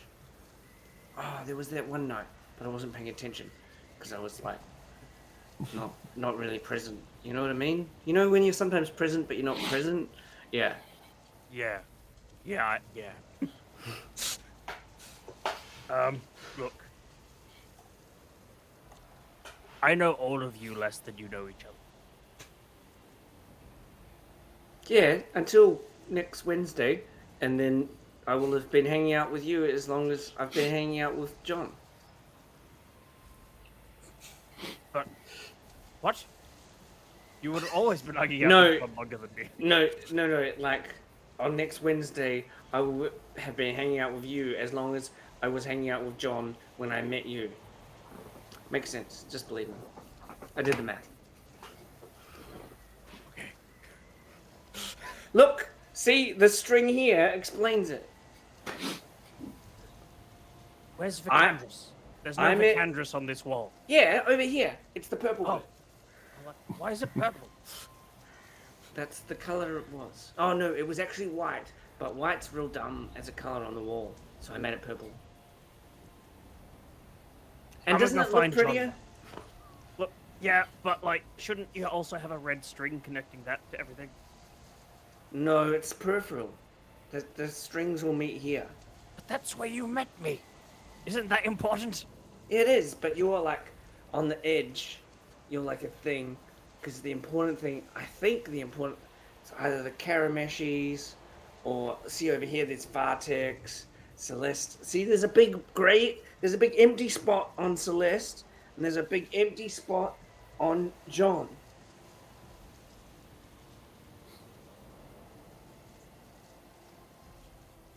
Right. Maybe I'll go ask John. Good idea. All right. I'll keep working. And then I'm gonna go find John at the kitchen. John. I told you, I just have to use a little bit of this soap and a little bit of this butter, and it clears everything up. Your sinuses are never gonna change. It's not about that though. It's if you mix. See, this is greasy. This cleans. It's just trust me. Please you just have to put me. a little bit of these little soapy Pete. Oh, I'll that's tell you. sugar. Oh, that explains everything. All right. Well, yeah. Look, I'll tell you what. When you're at home and you want to clean up like that, by all means. But here, let's just stick to the other way. Because I mean, I'm head cook, right? And I can't. If there's buttery flavors on the dishes, it's going best with it. You just add to it. Oh, depends on. Remember, I said you can't add sugar to everything. You gotta like specific seasons for specific dish. Hang on a second. We're getting close to winter. That's the season. Yeah, Have you no, tried I know. polar bear fat? Very good. Polar bear fat. Yeah, very good. Very good stuff. Don't confuse her further, Draken, please. What? I'm gonna go lay down now. And clean with it. All right, sounds good, Olga. You rest up for the day ahead. All right. Sean turns around and just looks at what he has to fix, and then looks back up at Draken. There's sugar, salt, and pepper everywhere. If you're here to talk, you want to give me a hand? I'll give you two. Thank you. Appreciate it. Had a vision thing last night. Oh. Yep. I was on a ship. It was storming. It was windy. You weren't just sleepwalking, were you? I don't think so. Unless Okay. people were following around behind me going, kill him, you must kill him, let's get him, stop him. Okay, that part's got me interested. Got me interested too, and then bam, thunder, and then I wake up, there's no storm. Oh. So I remember there was a bit of a storm, but then it cleared up, so I thought maybe it just hit in the middle of the night again, but no, okay. Do you know what do you have an idea of what it means? Who you're supposed to be killing? Burning tattoo.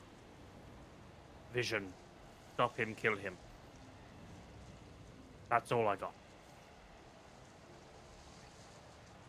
All I know for certain, 100%, is it's not Celeste. Fair. That's the only conclusion I got. Sean's gonna try to stealthily take a sneak peek at the tattoo and see if there's anything different with the Stormlord logo. Nah. Everything's the way it was before. You want to see it? Oh, sure.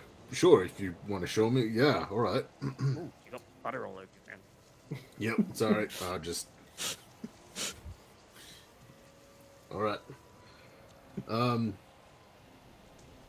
Yeah, all right. No, I just thought... I don't know, with the burning... It didn't burn in a particular spot, did it? Oh, Like, just say... the whole thing on fire Okay. for a bit there. It's a great way to get boiling water, apparently. I thought maybe if, the Storm Lord symbol was glowing, and then next thing you know, you had a dream about kill him. I would be a bit concerned if me or your father. Oh, right, of course. Yeah. Father, of course. Yeah.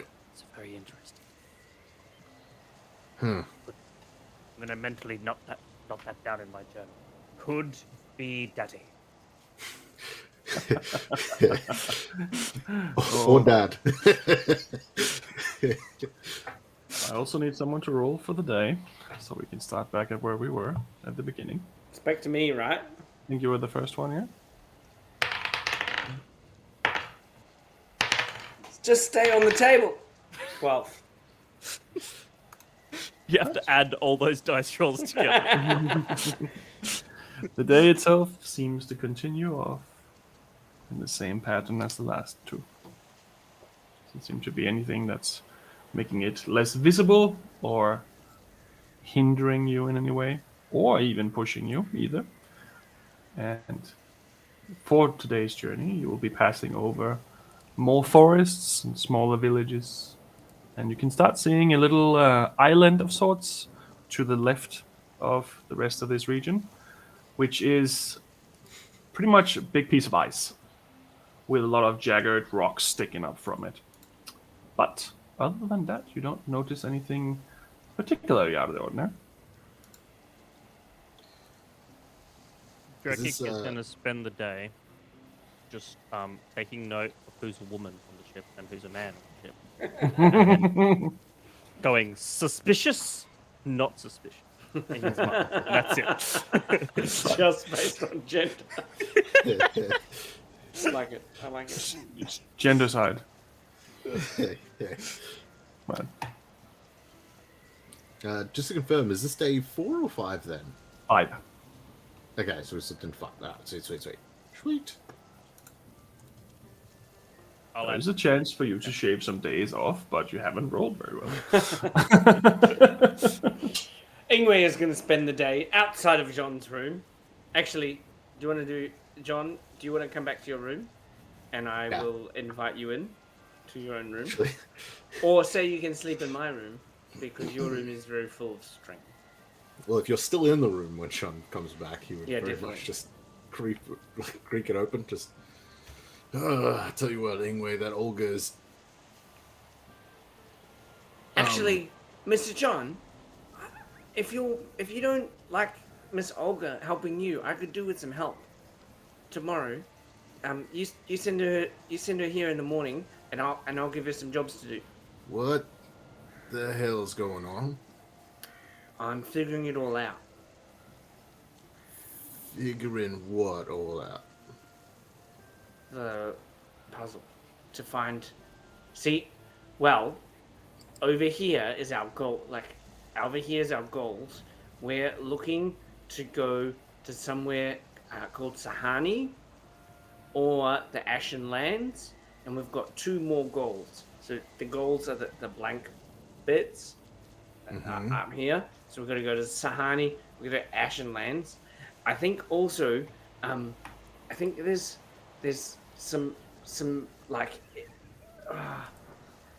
See, I think, well, there's some issues around here. See, like I've pulled strings around your story and your son. I think he matters, but also your wife. She really matters, and I think we need to go and check on your son.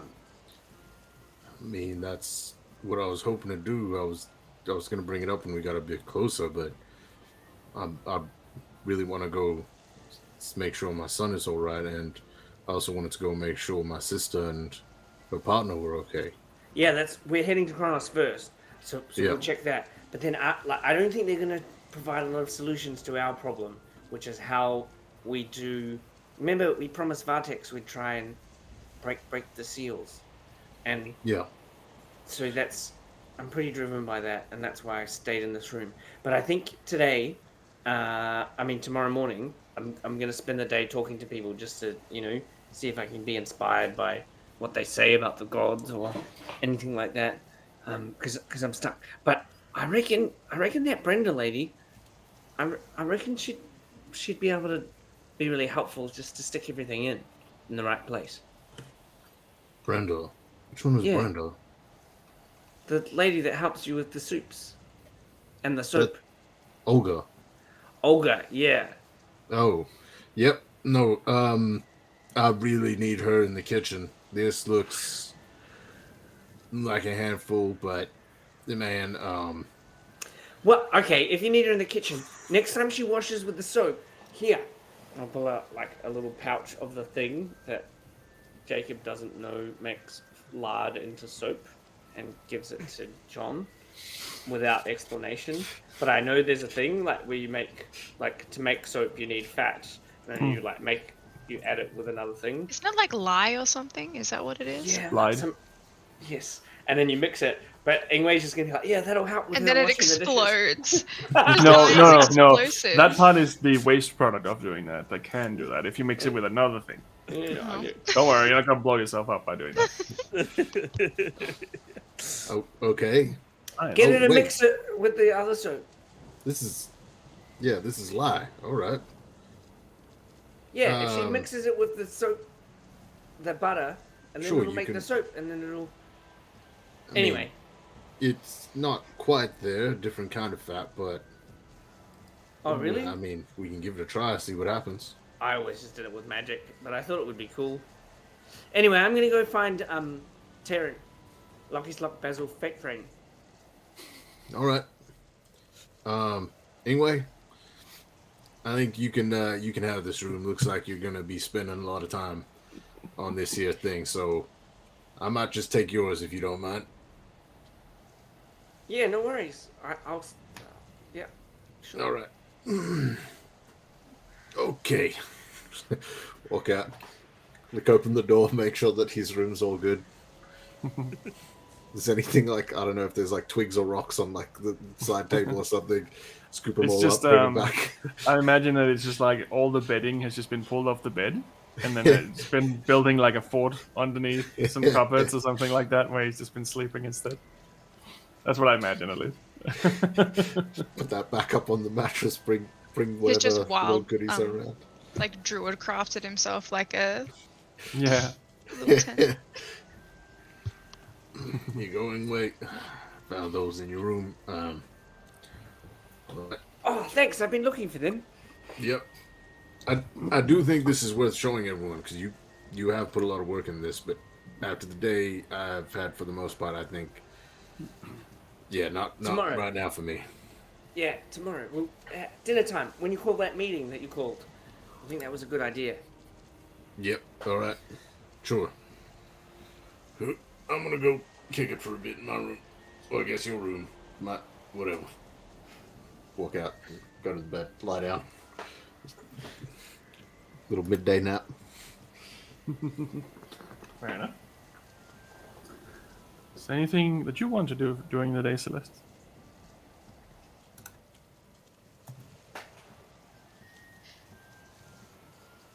Celeste is going to go through her notebooks in her knapsack. And she's going to pull out a rather old notebook. The pages are yellowed and brittle. And she will kind of flick through till about halfway. She'll come across a portrait that's just drawn of Bryn. She'll just kind of look at it. And she'll spend maybe 10 minutes just talking to the portrait. Okay. She'll wonder, she should try and talk to him, but then that's ridiculous. It's a ridiculous thought. Why would she bother? You shouldn't talk to ghosts. And she'll close the notebook back, stuff it into a backpack, go back up onto the deck. Just continue about usual activities. Maybe come across Ingwe and talk about the wall and be like, well, you've been busy and such. No? Is there anything else that anyone else wants to do during this day? Do whatever you want. Ingwe! Burst into the door. Whatever we want. Well, I'm out now. So just because I think the thing you're going to do, Drake, is going to be really cool. I am generally trying to be endearing to the crew. The questions I'm asking them are genuinely about religion and what they believe in, and the same sort of shit that I ask John all the time. So I'm not going to be in my room today. I'm going to be out with the common man / gnome mostly, figuring out what the world is like. Okay, so I'm on the deck and I'm talking to Lush, who's a pillow merchant. Mm-hmm. No, I don't go. Ingwe! Yeah, how's it going? I need to talk to you. Just for a second. Yeah, I'm listening. Oh, like somewhere else without... Sorry, Lush. That's Sorry, okay. I just Lush. wanna buy some pillows. This one here has feathers, and I have another one I have a sample of. Has hay in it. Hey, Lush. I think Drekik wants to do some gun training, so I think that's what he's looking to do. So we're gonna that's go. cool. I love gun. Let's go. No. It's secret workers' business, and you are not a worker. Oh, I always want to fire. Another time. Yes, staff business only. Moving on, nothing to see here. You like literally had 10 seconds of training. Oh, okay. 10 minutes. A long time. Days and days. Before we got on the ship, we know how to use... Anyway. Right.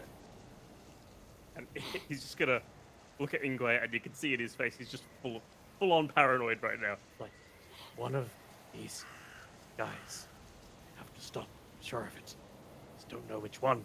I was wondering if your wall might help figure this out. So I'm imagining Drekik's like sitting on the gun, the swivel gun, and like Ingwe's like leaning over him, like pretending to show him the gun and listening to him like talk in his ear. Yeah. What do you mean? Thinking about it. I have to stop him. Him. Yes, him. Only him. But that... Yeah, but how many of the gods are hymns? Shit! All of them! Okay. Oh no! I don't think it's anyone on this ship. These people are good dudes. It's alright. Is that why my arm was on fire? Why is one of them betrayed? Well, or it could be the other gods. Like, it could be the other... Like, the other part of the Golden Company. Could be... Wait, Athea? Is Athea a him? Because... Athea's a woman. But she was a him. She was a him. Oh no! That... Does it mean stop him, or does it mean stop her that looks like him? Oh no! Now I have to look at hers as well. But if gender's a construct, then how do you know who's who? You're saying it could be any. Did trees have gender? Are trees considered him? What am I gonna do? While they're having this conversation, the rest of you can see that there's a few of the other guests on the ship that's kind of picking up on them being very close to each other and like smirk and laugh a little bit and point. And then they kind of walk off saying how cute it is that they found love in the air. Celeste will play a romantic tune. She'll play the Titanic theme song on her hand flute.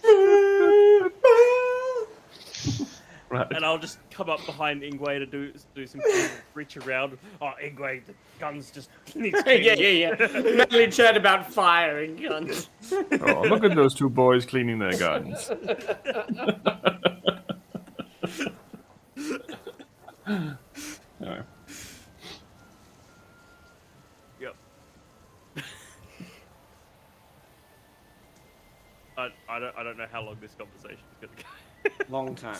Long Long time. time. All day. The rest of the day. No. Enough of this chat. Right. Round 2. Yes. Ready? Okay. You got on your gun, I'll go on mine. Right. Oh wait, hang on. Fire in the hole. Fire in the hole! Yeah, that's it. That's what John said before. 15. It's pretty good. That's less good, but still alright. This time the thing says,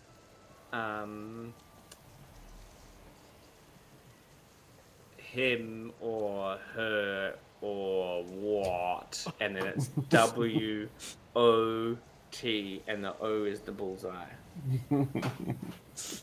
Right. You end up having a little bit of more target practice, and as you do, I think it's time for us to have a little break. Woo! And we'll be back after the short break to continue this wherever this is going. It's like leading up to like a punchline. Like 4 party members trapped on an airship. They walk into an airship. Turns out it's like a cat. Well, I mean, I'll say you haven't rolled really well, but you haven't rolled really shit either, so there's plenty of options. Oh, yeah. Alright, let's go have a break, and then we'll continue afterwards. Sweet.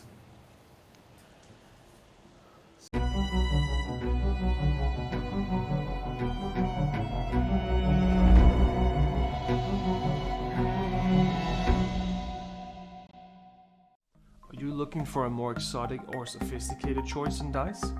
You should check out Level Up Dice, the company of experts in specialty dice made from materials like semi-precious stones, aluminium, and even have options for wood and bone dice. The designs are so beautiful it's hard not to find something which fits your next character. Level Up is an Australian-owned company and also run the Level Up TTV Twitch channel focusing on broadcasting tabletop role-playing games.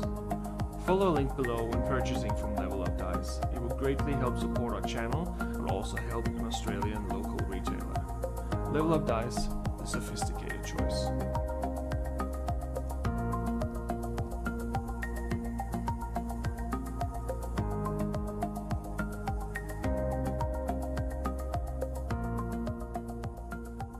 Monsters and Mayhem is sponsored by Miniporium.net, a huge selection of highly detailed miniatures for any tabletop role-playing game.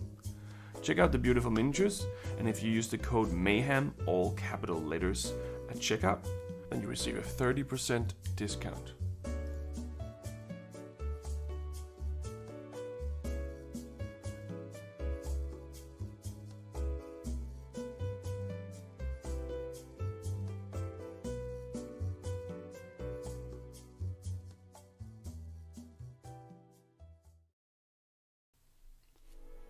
In the beginning there was nothing.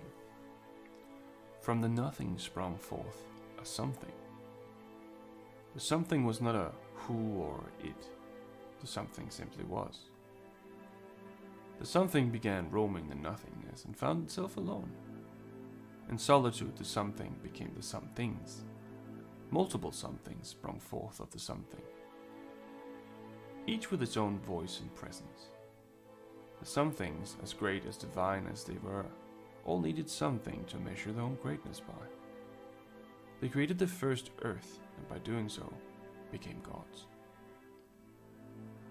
The first earth was not perfect. In fact, it had many flaws.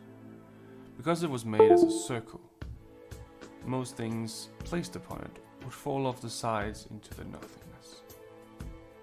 The gods grew furious about the earth, and they cut it in half to make it flat. The excess was simply pushed aside and forgotten, at least for a while. The second Earth was perfect, flat and vast. Each god began to populate it with creations and land masses of their dreams. Each god creating beings of their very own. Soon the world was full of inhabitants, and they all began to watch over their creations with anticipation. However, many creations did not turn out the way the gods had hoped for, and a lot of animosity was born over the first few years. The creations would go to war with each other and even themselves. Some of these wars even spilled into the realm of the gods, where the gods themselves would command their creations to destroy another god's creation. The gods were eager to prove themselves better than the other, and a long bloody war was fought throughout the first era of the first 3,000 years. A massive war for survival was fueled by the gods themselves as the world began to burn. They started to see their own mistakes. The gods made many sacrifices and separated some races from others by magic or by using the elements of nature. They tried to stop their creation, and slowly a peace of sorts came to be. And such the second era came to be, with peace and kindness as its goal. Not every god nor every creature followed the peaceful ways, and some even broke away from their gods after such events. But for now the god wars were over, having successfully separated their creation to an extent, minimizing the overall doomsday and averting full chaos. For almost another 3,000 years the races had been completely separated. The gods had made a plan. The God Gate, located now in the Kingdom of Quill and where the borders of Okorlan is, had been inscribed with one of the family's life forces, the Karameshi. Once a descendant of that family were to attempt to open the God Gate, all races would once again have free reign. At the end of the 3,000 years, an unknown member of the Karameshi touched the God Gate, unlocking the prophecy. The mountain chains and oceans dividing the races all came down all over the realm. Great panic and rejoice at the same time, as creatures that had once only heard fairy tales of each other now once again stood face to face with one another. The gods had hoped that the last 6,000 years would have been enough for everyone to learn to coexist. But from the start the tension already started building again. Wherever fragile peace was on the table seemed to crumble and regather from time to time. But the time of the wars was surely not over. There was now other entities who spread darkness across the world. Maybe the world had learned its lesson, or maybe it was doomed to repeat it. Welcome to the world of Epidos, where adventures are born, heroes are forged, and villains are always up to mischief. The Kingdom of Quill lies in the middle of it all, the heart of human civilization, at least if you ask them. To the north lies the cold Shadanon, where Northling constantly test the borders to the kingdom with raids and invasions. To the south lies the desert lands of Zahani, ruled by self-proclaimed princes and empresses. The tension is at an all-high after a failed invasion into the kingdom years ago still sends trouble both ways. To the southeast lies the Dragon Empire, a proud people ruled by the Dragon Emperor, who according to legend are descended from a real dragon. The Empire has been locked in a cold war with the kingdom for generations, blocking all travel from entering the nation. But for the common folk, it's Monday. The birds are flying low and it looks like it may rain.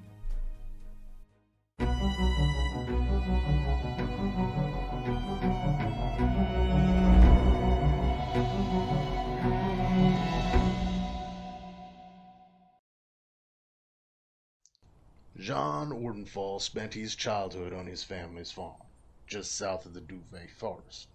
His parents, Durden and Macy, raised him well, teaching him what he needed to know to one day take over. Financially, they did quite well for themselves, carting their crops to nearby towns and cities for sale, although the frigid weather that often surrounded their home did not make it an easy life. As is the case with most youngins living the farm life, Jean eventually sought to see what else the world had to offer, and so he left in search of what opportunities the neighboring city had for him. It wasn't long before he realized the city life was not his to live. The boy who left, though, had become a man, and the man had met a woman, a blacksmith's daughter by the name of Cerithia. They fell for each other quick, and before they knew it, their love blossomed into a marriage and a son. The son they named Derlin, after Jean's father.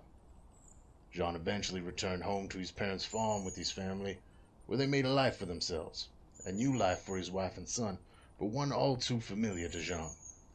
They were happy.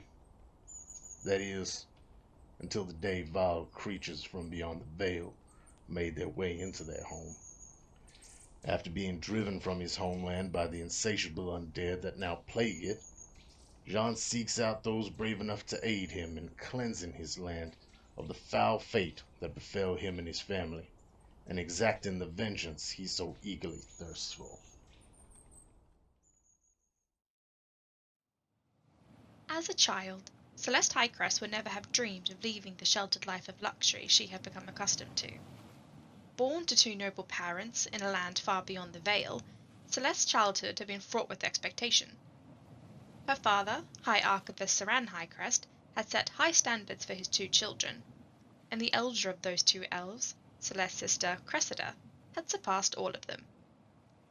Cressida had found her talents at an early age, her nose buried in books, and magic coming to her as easy as breathing. Celeste, however, had struggled in the shadow of her sister's success for as long as she could remember, never quite meeting the expectations of her father, and always the object of his disappointed glances. When the two elves came of age, they sat the entrance exam to join their father at the sanctum, to become mentored under his tutelage and scribe ancient texts in the archives. Cressida, to no one's surprise, had passed the exam with overwhelming success. Celeste, on the other hand, held true to her long-standing tradition of always being second best. It was rare that one should ever choose to leave their homeland, but never being able to escape the constant overshadowing from her sister, Celeste had decided it was finally time to break free of this tradition. For here, she would always be Cressida's sister, never her own person. But if she were to leave, perhaps she could finally forge her own path. She found her way to the dimension door, stepping through for the first time and finding herself in a land strangely familiar, yet unlike anything she had ever experienced. She boarded the first ship she came across, bound for the kingdom of Quell, and spent years traveling these oceans between continents, desperate to find something worthy enough to bring home as tribute to her family.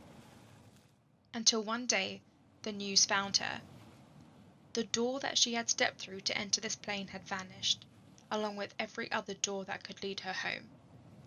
Now stuck, seemingly an entire universe between her and her homeland, Celeste is searching for answers, and some miracle that could lead her home again.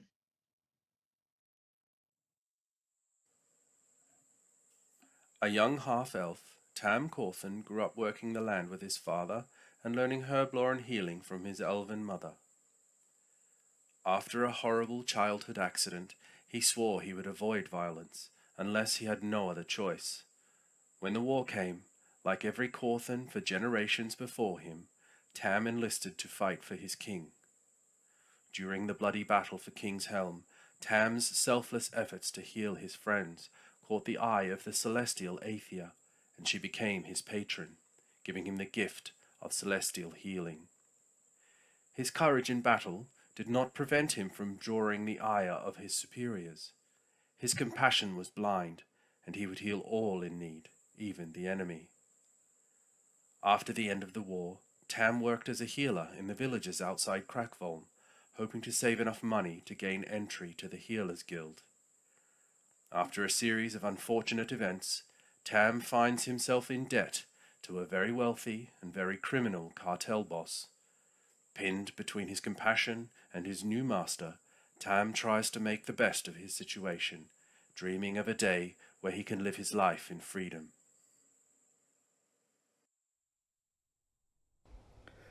Ingwe grew up in an exclusive, reclusive community of druids. His elders, ancient and wise, one of the greatest, his mother, was a great storyteller, and he grew up sharing their stories. while the community has very strict rules and customs and routines. Each member is encouraged once in a lifetime to travel out into the world and experience the trials and tribulations, bring back their challenges to share, and to tell the story of the world.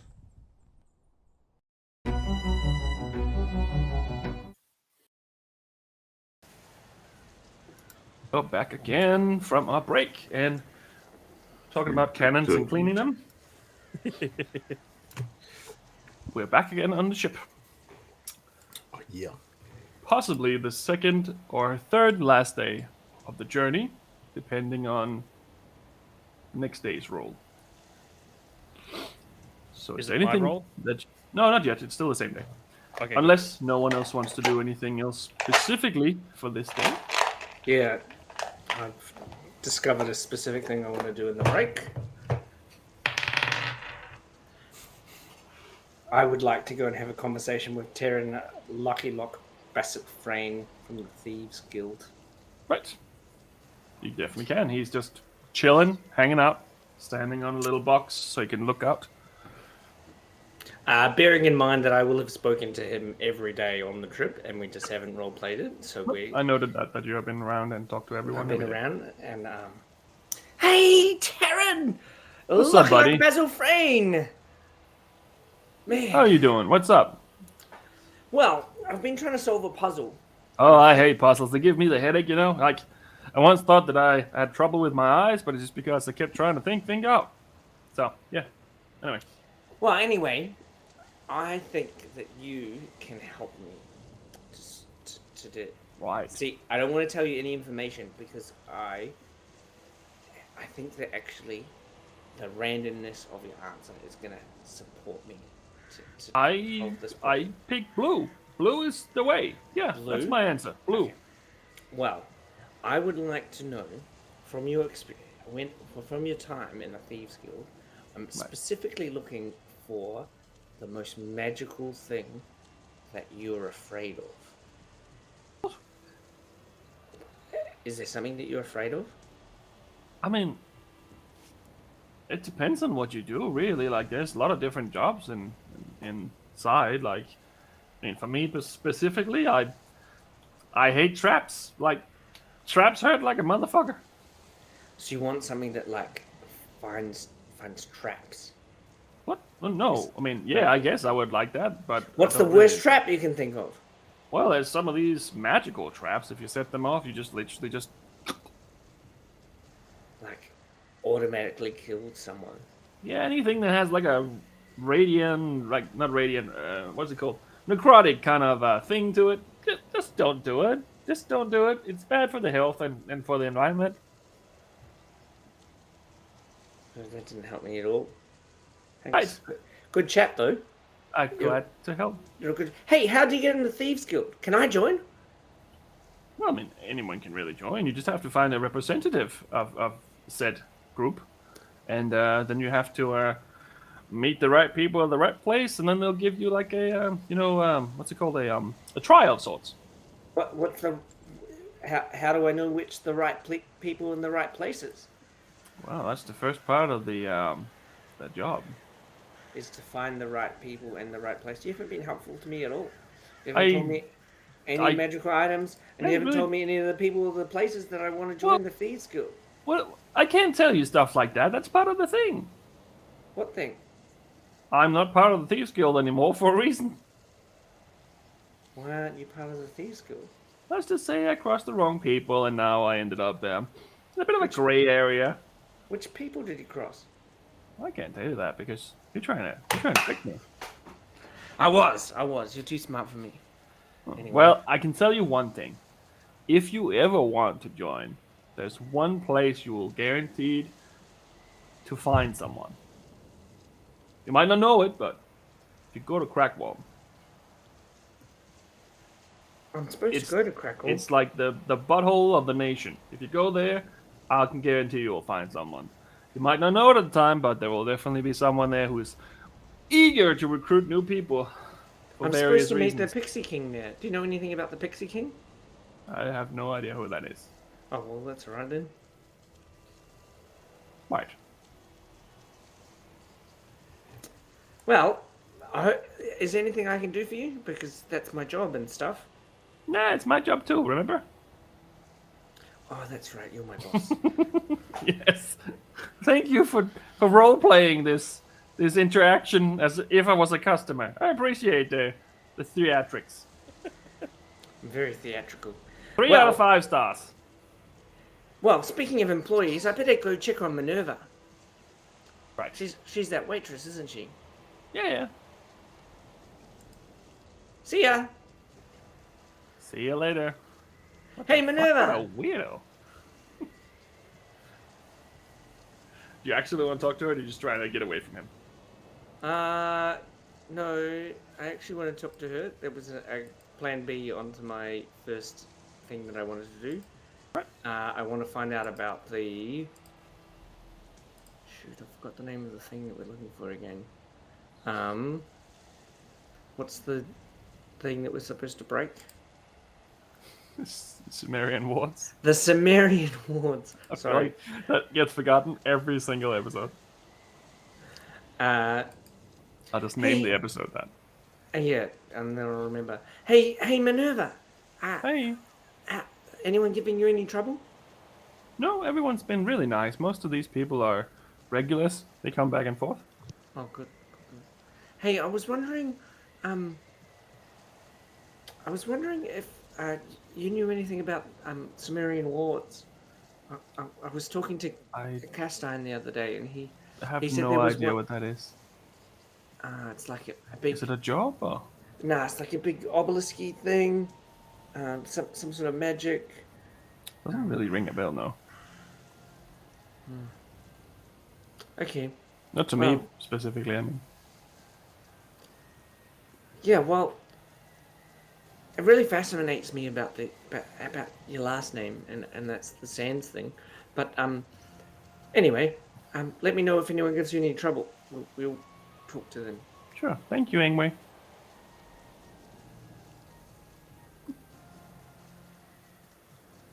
Okay. Didn't get what I wanted. Sorry. Okay, bye. Bye, Felicia. Right. Is there anything else anyone wants to do during the main of this day?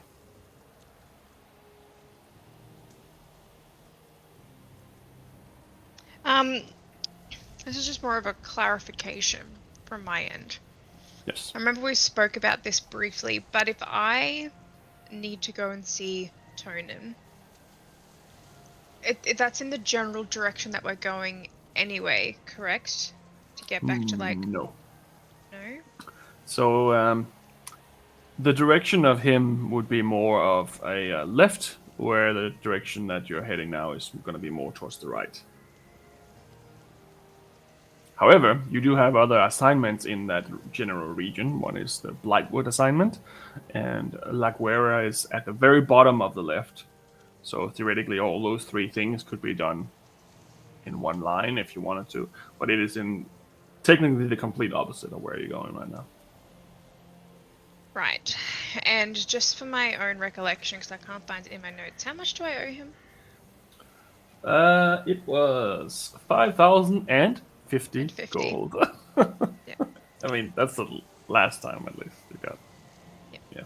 I thought it was, but I was hoping I was wrong. Alright, cool. Yeah, no, you're right. You're definitely right.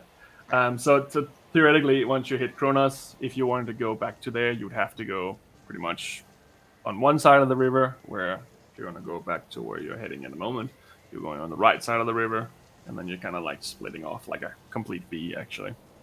And then you'll go all the way back to Broken Bridge, Mantel, Callan Court, Riddle Run. All that stuff is in that region. Does that make sense? Yeah, because I remember it was near Riddle Run. Yeah.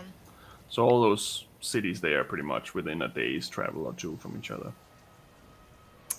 Cool. However, one thing that you could do if you wanted to go fast back is that you could go to King's Helm from there on, travel back to Helga's Fret, to Tam's parents. Maybe say hi to Tam, whatever.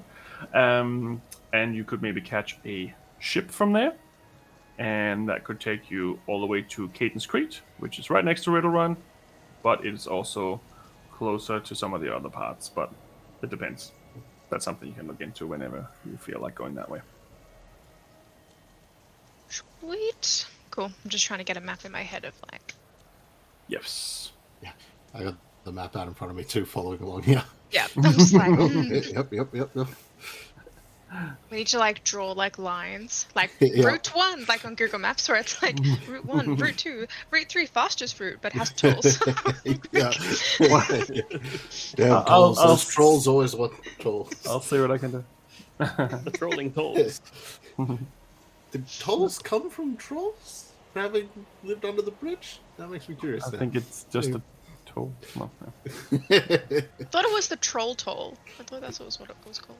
It's a bridge toll Maybe, yeah. because there's trolls under the toll, bro. Trolls under the troll gonna Google bridge. Right? Never mind. Trolls. Right. Anything else that Old you want to do? English denoting charge, tax, or duty from medieval Latin. From the Well. Greek telonin, which means toll house. So not related at all. Taxes. Weird. Makes But me it is a good thing to know. The more you know, the more you know. It's true. That's why we're here. Information channel. Yeah, there it is. I feel like that was a unicorn fart. Well, anything else? Would we be ending the day basically, sleeping up if not? Seems like everyone's done what they were after today. So basically the very last thing, once everyone's in their rooms about to fall asleep type thing, Jean would return to what was his room, give a bit of a knock. Anyway, you up still? No. Yes. Do you want? What do you? Yes. May I come in a moment? Certainly, it's your room. Hey, still working on that there puzzle? Nah, I'm just chilling. Yes, I'm working on the puzzle. All right.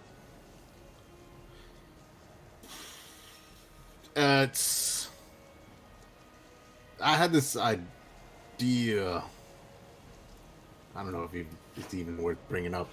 It's probably stupid. Nah, it's probably no. risky. No such thing as a stupid idea. Risky ideas. Yeah.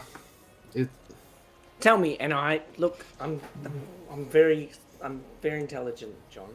You just tell me the idea. I would be honest with you about the risks. Well, I wanted to come with you because I figured you're the person who sort of would know more than anyone based on this situation. I haven't really been lying. The thoughts in my head are true on what I think of my situation. As he sort of rubs his shoulder. But I've been sort of keeping my frustrations to a minimum. And I thought this Dreamweaver thing, right? That Mana has. Oh shit, I have it. Oh, I was gonna say, I thought you had it. Okay. Yeah, I definitely have it. I was trying to keep it secret, but I can't. No, I have it. fair enough. I appreciate your honesty, even if it was unwilling.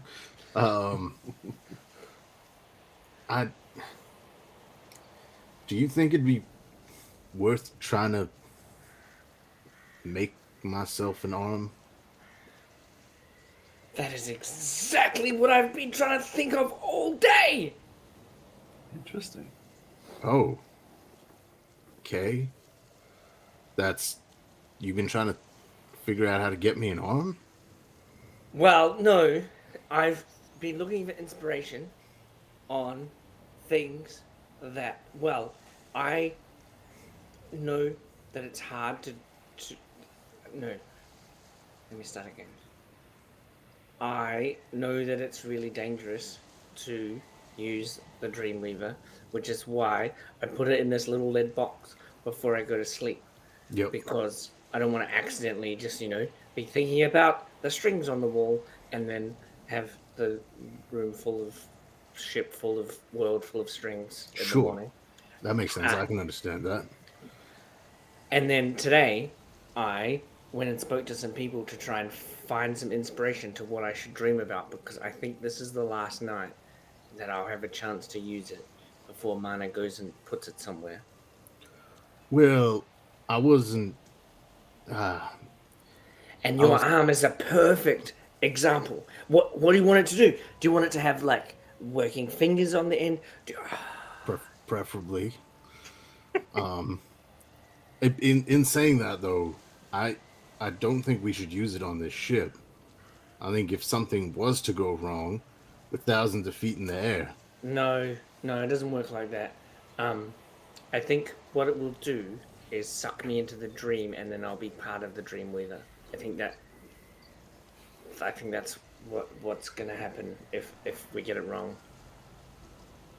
Anyway, did it try it last time? No, I just think that's how it works. Like it's a dream. It's about dreams, and so if I can control the dream, then I control the dream, and if I don't control the dream, then the dream controls me. Celeste knows more about this. Should we go see where Celeste is? If you think her knowledge will help in this, I wasn't even sure I wanted to bring it up with you in the first place. With anyone, really. It was just a stupid idea rattling around. No, it's a perfect idea. It's the best idea you've ever had, Mr. John. You're showing trust. You're showing a deep awareness of the abilities of magic to do something good and make someone whole. Before you said that last part, I wasn't sure if that was an insult or, praise, but all right, fair enough.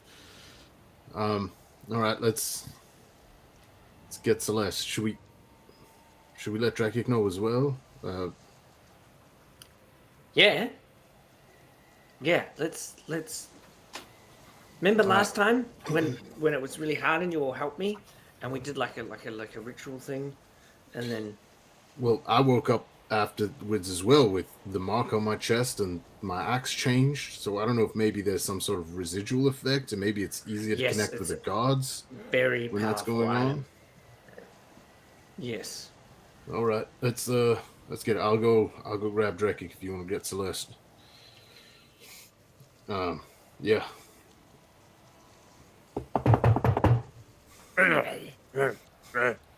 What? Drakic. Yes. Sorry to wake you up. Another Are you here to murder meeting. me? Nope. No. Are you gonna murder me? Maybe. Are you here to murder me? You just said no. Nope. Speak. You're fine. All right. Just we're meeting in my room. Things I think everyone should know in case things go wrong. All right, just give me a second. You just hear rummaging, and I just walk out with my shield and my guard sword. And like, all right, lead the way. Yep. Back to the room. Miss Celeste. Yes, Ingve, what is it? You're right. Well, I've been searching for inspiration, and Mr. John. Well, I've got this, and I'll show her the Dreamweaver. I borrowed it off Mana because I figured we should use it again before it goes away. And then I was asking people all day, secretly, for what I should do with it, because I wasn't going to tell anyone. But then Mr. John came to me, and he said that I should... He asked if I could get him a new arm. And, of course, I can. How would it be attached? question. That's what I've come to ask you. Because I can get a thing. I wonder if I have to pull him into my dream and then dream him with the arm. I don't think that's how it works. I think you dream of the object, but if you were to dream of John with the arm, it would then create a duplicate John with an arm. Oh, we don't want two Johns, because the other John wouldn't have a soul. And I think that the original John might be a bit miffed. That'd be a problem. I think, what about if I dream something that grows? So it like a seed. Like a seed, and then we'll plant it in his arm, and then it'll grow. Would that work? Sorry, I'm just thinking of... It's my good hand. Your seed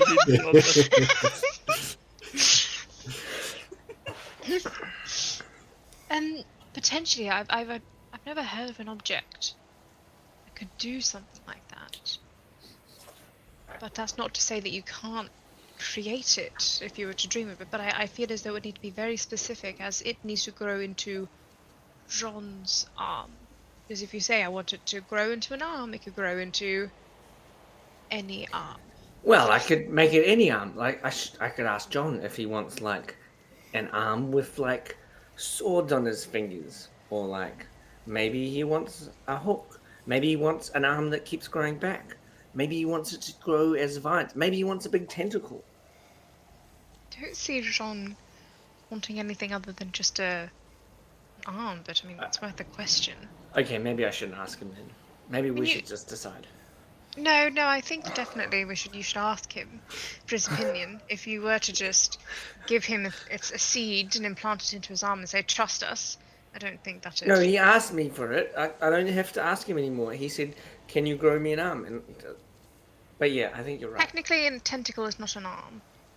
Yes, it has to be an arm.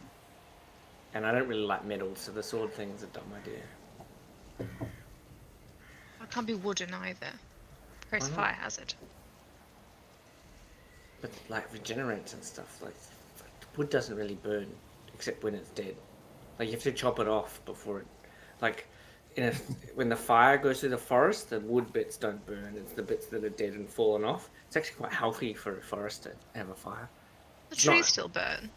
No, the trees don't burn. The animals and the trees. Well, then how come when there are forest fires, and they rage through forests, how come the trees aren't just left standing in a barren landscape afterwards? They are.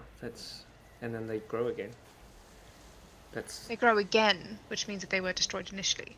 No, just they're like, it's like a haircut for the trees. Right. Maybe we've come from different parts of the round. Like where I come from, there's like oils, and the trees actually start the fires to like kill off all their predators and animals that eat them and stuff. They're really sick. Anyway. That's a topic of conversation for another time, I think. Maybe up here in the north where it's colder, these pine trees seem a bit more lethargic than the eucalypts from where I'm from. Potentially. I don't know anything really about trees. But nevertheless, I think we should have a discussion with him, asking what kind of arm he would like. And I don't even know if that sort of... Yeah, would I have any kind of inkling of whether or not that sort of thing would work, like dreaming a seed that you could put into the armhole that would like... Can you make an Arcana check?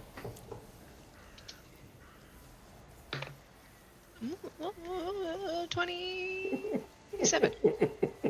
Could potentially work, but it could be harder to do something like that than doing something that attaches to the arm. Or making an object that just goes... Potentially, you could have a fake arm of some sort, or maybe just regrowing it. But my other concern, Ingwe, is that if we were to grow this arm, what's to say that Jean has control over it? That's another thing to consider. Well, that's the thing with the growing rather than the making thing. Because he's not very smart, old John. Like, Oh, I think if it's we... fine. Yeah, but like with magic, like if I just made a magic arm, maybe the magic arm controls John. Whereas if I grow something on John, like if John grows himself an arm, then it's his body. He'll like he's pretty good with the natural reflexes and stuff. Like if he's growing it, then he'll have more control than if I'm like, here's an arm, I'm gonna stick it on your body. Like I could screw it up and it could be a sentient arm that's like, okay, now, and John would be like, I'm gonna go this way, and the arm would be like, nope, I'm going that way, and then pull John or something, you know, like that's always the risk with the Dreamweaver. I mean, both are risks.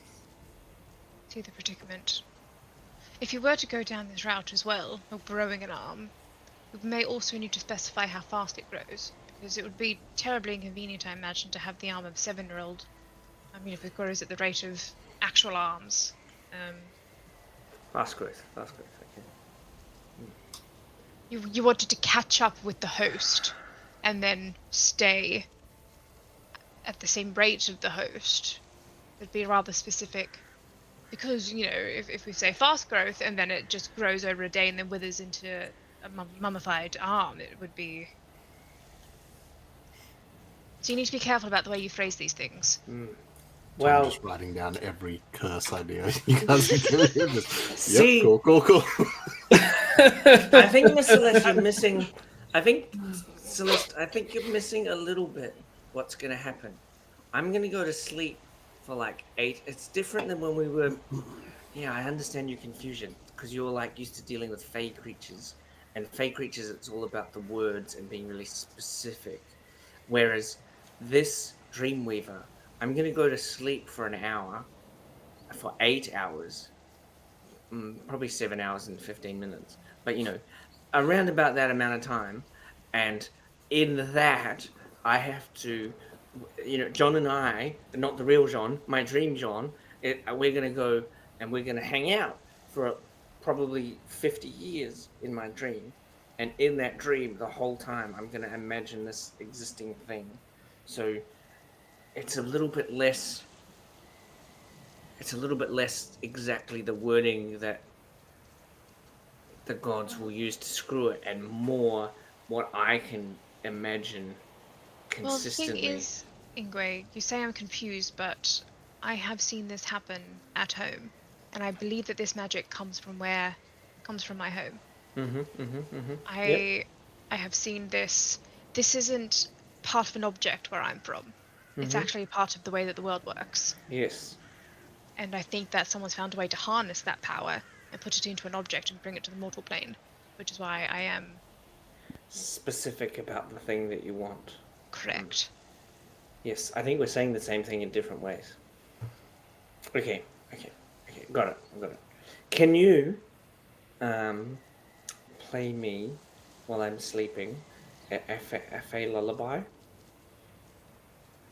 Yes, but I do still think they need to talk to the rest of the group before we Yes, just go definitely, 100%. We need to talk to Mr. John and maybe Dreki, but I don't know if he's going to be that helpful. No, actually, he could give me inspiration from the gods.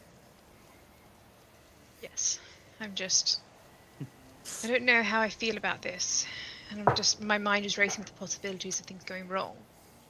But if it is what John has requested, and you are willing to go through with it, then I will help where I can. Okay, let's go back to my room, and we'll walk back to my room, and John and Dreki are in.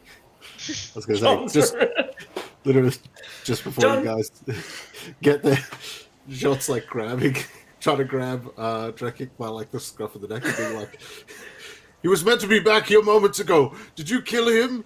Was he the one you were meant to kill?" I didn't kill him, I swear. Are you trying to kill me right now? I don't know what's going on. I don't want to kill you, John, and you know because I'm not lying. That's true. Okay. Oh, look, Oh, there. Hey. Guys, do you need a moment? Where is everyone? I thought we were meeting back at my room. Oh, we swapped rooms. I think they're just across the hall from each other. Right next to go. Hey, John. You can come back to my room. That was your room. That's your room. Because there's too much string in that room. I won't be able to concentrate, and then anything could happen. Come in here. There's his voice. All right, let's go. Hey. So, Mr. John. Yeah. Sorry, just snapping out of it. Yeah. It's quite important because I think I can do what you want. I can definitely get you an appendage back on your. Oh, you were gonna go in. Oh, you want to? No, that's not a good idea, Mr. John. I'm gonna go. The way this works is I'm gonna go to sleep, and I need to have a very specific idea of what I want to happen because all kinds of shit's gonna happen while I'm sleeping. So I need to hold on to that very specific idea, and so there's a balance between unlimited possibilities. Like I could give you, I could imagine while we're traveling together in my dream that you have like a rod of lightning sticking out of your arm that like zaps people, but I would struggle to hold that. Metal, also not my strong suit. So like I could do like a metallic. Nah, I probably can't do that. Actually, I probably can't do metal. Well, I mean, I thought. My thought process was if I went in, perhaps I could literally dream an arm attached to me. I could focus on the arm itself, on myself. Yeah. I don't know. I just figured then perhaps I could get, my arm back as opposed to something to replace it.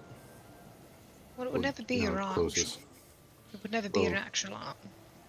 The closest thing I could, and I mean, if I could get feeling back in it or sense. It's less exciting than my idea, but My only concern is that if you're dreaming of yourself with an arm, then when you awaken, there will be another version of you with an arm.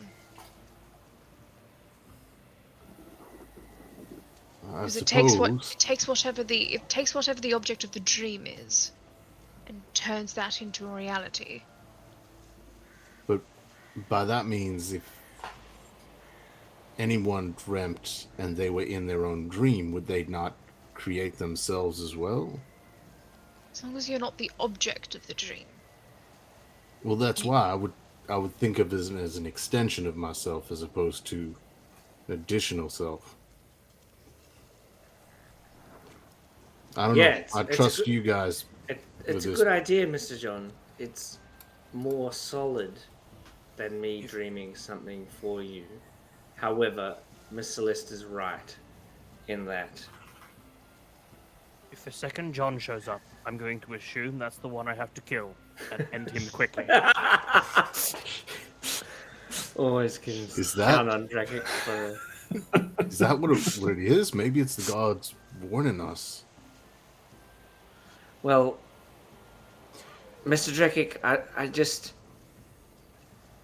think that I think that the killing thing it's something that we need to think about in a future date. Well, but what if it is? What if it is that situation? Like, I know it sounds crazy, but this is all coming to this point. Like, think of it. Didn't someone tell us about some ability that, like, we were talking about ways to regrow it, and there was someone who was speaking of a spell where if we had the arm, it could potentially reattach or something, but the arm was long gone. What if we create a me that's not a me, and kill it and take its arm and take the arm? We're straying into dangerous territory here with creating doppelgang. Can you imagine the emotional scarring that would have on yourself if you were to kill yourself? Well, we could keep it alive and just take organs as you need them. Oh, Nope, that would be worse, definitely. Holy shit. BBG revealed. Come put it in some sort of bag. Sean's definitely not laughing at that. I'm just struggling to not. It's not a sweatshop, it's the fucking organ farm. At this point, Jurgik seriously goes,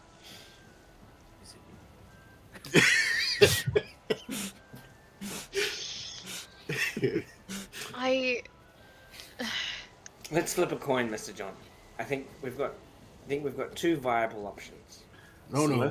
Celeste, you would know, because of this type of magic, that if anyone were to return, they would have no soul. Yeah. No, I ultimately I trust you guys. You know more about this sort of thing than me. I'm just trying to say what I don't know what I think might incur the best results. Well, As I know.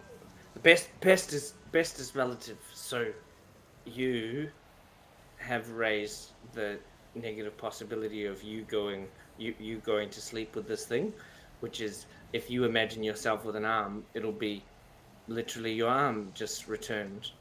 If you fail, it'll be a new you, and we'll have to kill them, which you seem to think is morally. Yeah, I can see how that's a morally grey prospect. Alternatively, I think that I could very confidently create. There's like a magic that I haven't shown you before, but where I can grow like a barky skin across my body to make myself with strength, and I think I could do that, like use a plant growth to make a sort of a functional arm, but it wouldn't be your arm, grow rapidly under your control. I think I could do that very easily. But ultimately, what's best is it's your body. It's your body, your choice. I think there's a higher level of risk in your whole idea. I understand. Celeste Drakic, what do you guys think? If you were in my situation. We're so close to Kronos. And Mana said that she would look into a solution to this for you. And I feel as though we are taking such a great risk. For not for nothing, but for something that could be achieved without the risk. At least a semblance of it. And I'm just worried that it won't work. And the detriment that will have. Would that outweigh the positive? All right. I think that it is up to all of us to believe in ourselves. and he puts down his weapons. As much as I am worried about one of you being the one I need to kill later, I trust you all, and I cannot tell a lie.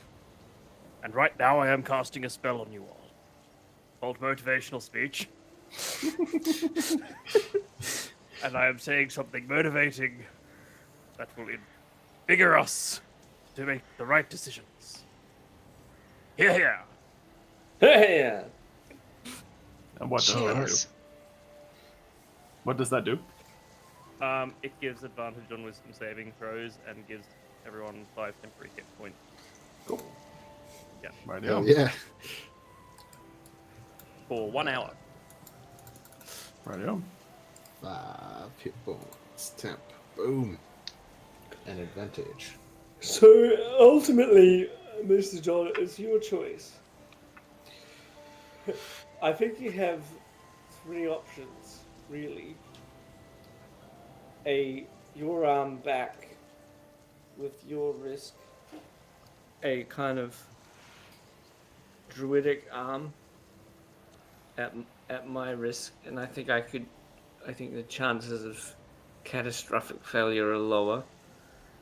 Or we could trust Mana and get a mechanical arm, which would be expensive. So there's kind of like a whole.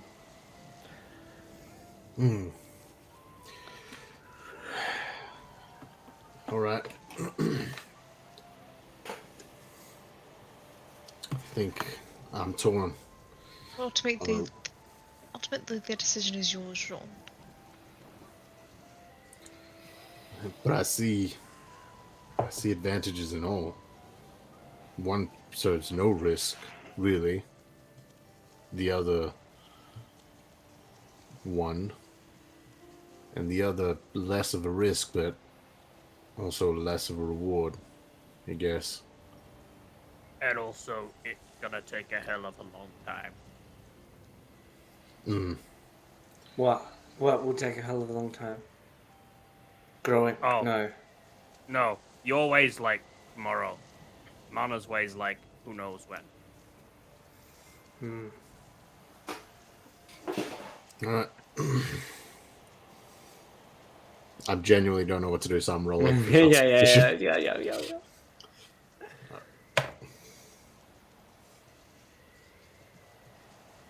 Looks down at his arm, or where it should be.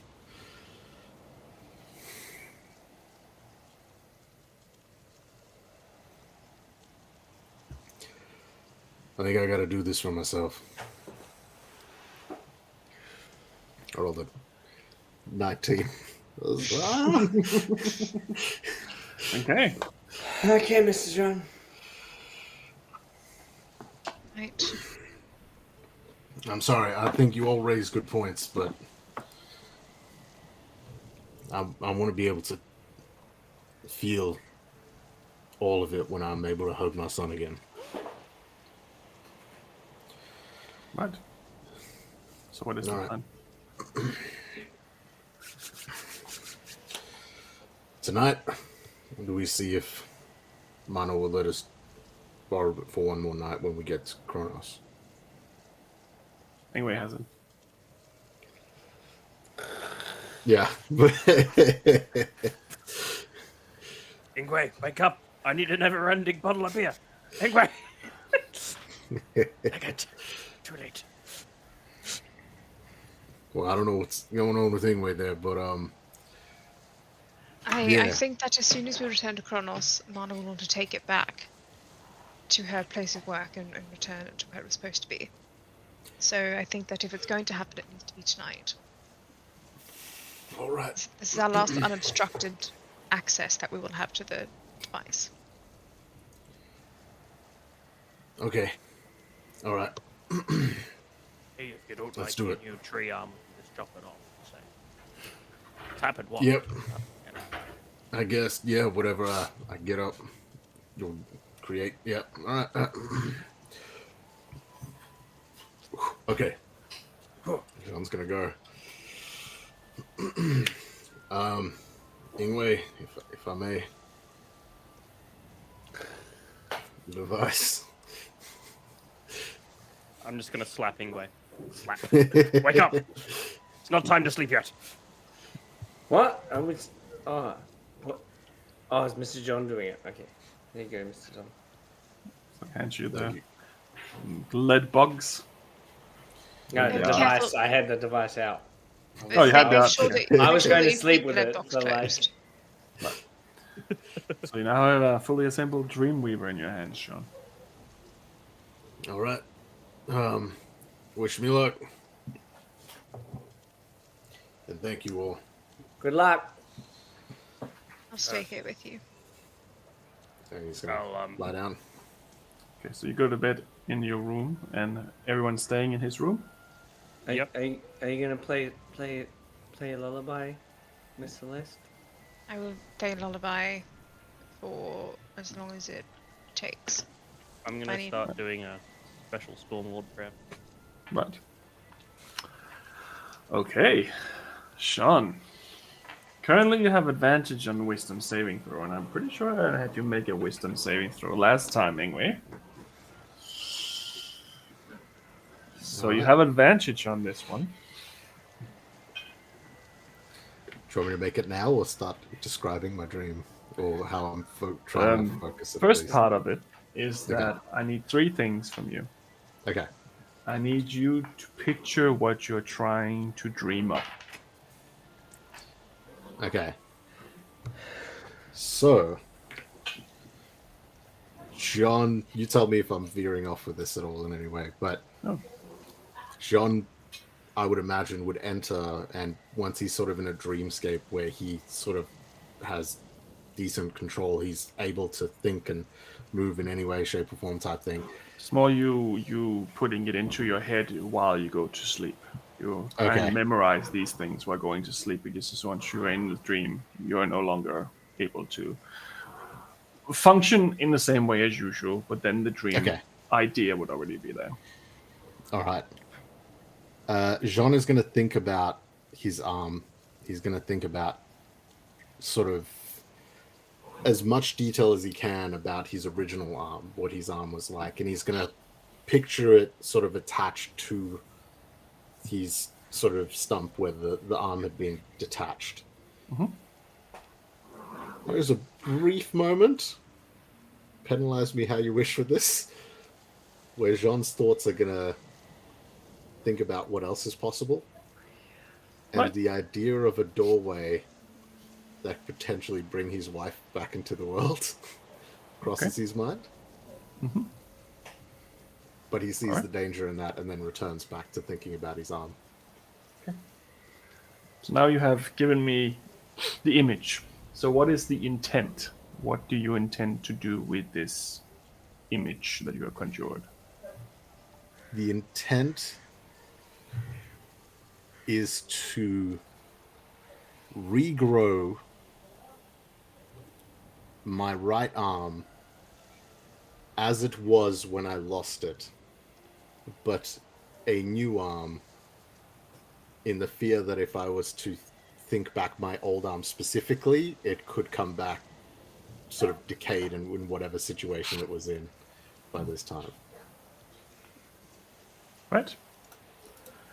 And the last part is the owner of this artifact or this effect. I think of myself and not of me, so to speak, but in me, my soul, my being, as much as I can. Right. Okay. So you have an arm that regrows on you. Right. You have advantage. Make a wisdom save.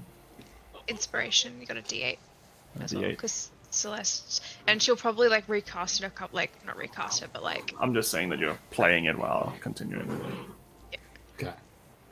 Here goes. Metal dice. Important moments. Metal dice. Let's go. This is very important. First roll's an 8. Second roll's a natural 20. Very well. Holy fuck! So you dive into, what is the total of that?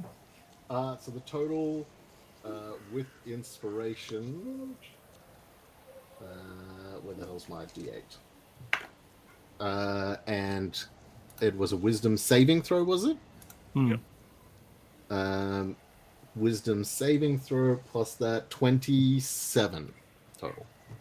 Good. So you fall asleep.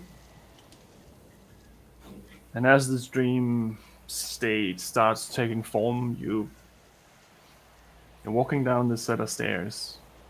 And again, on every side you have rooms left and right, and all the doors are open, and it's old memories, just like it was with Ingwe. Memories of you and Darlin, old memories of you and your father and your mother and your sister and your children, and as you grew up, and all of these memories one by one as you go through the path of your life. All of them are open, and you can hear conversation muttered in each of these rooms. And a few of them you see your wife, and she looks just as beautiful as you remember her, and just as alive as you remember her. Some of them are you two having fights over stupid things, and some of them are you two sharing a tender moment together. Her telling you that she's pregnant. Her telling you how big an idiot her father is for being such an hard ass. But also some of the less pleasant memories, unfortunately. At the end of this hallway, there is a room. And on that room, there's a bed.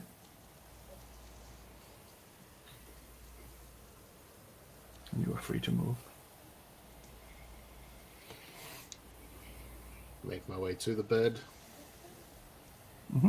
Does it look like a familiar bed, whether like from my home or where I'm currently sleeping? Looks so to like speak, it or- used to be your bed when you were a child, maybe? It's just a little bit bigger. Okay. Run my hand along it. Pull it open, look about. Slowly get in. Try to sleep. So lay down, you see the shadows forming in the corners of this room. And they start slowly forming into a humanoid figure. They never turn into something more, they're just shadows. And it leans down. I can give you the other thing too, Sean. All you have to do is trust me. Who are you? I am your best friend. My best friend's dead. And we can fix that too, can't we? We can fix all of it together. You can have her back. All you have to do is be my friend.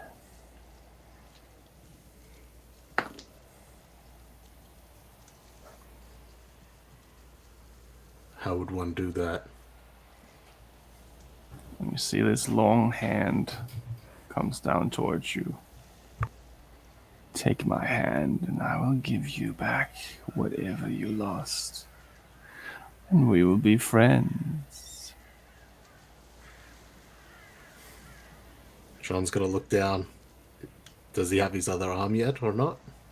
No, not yet.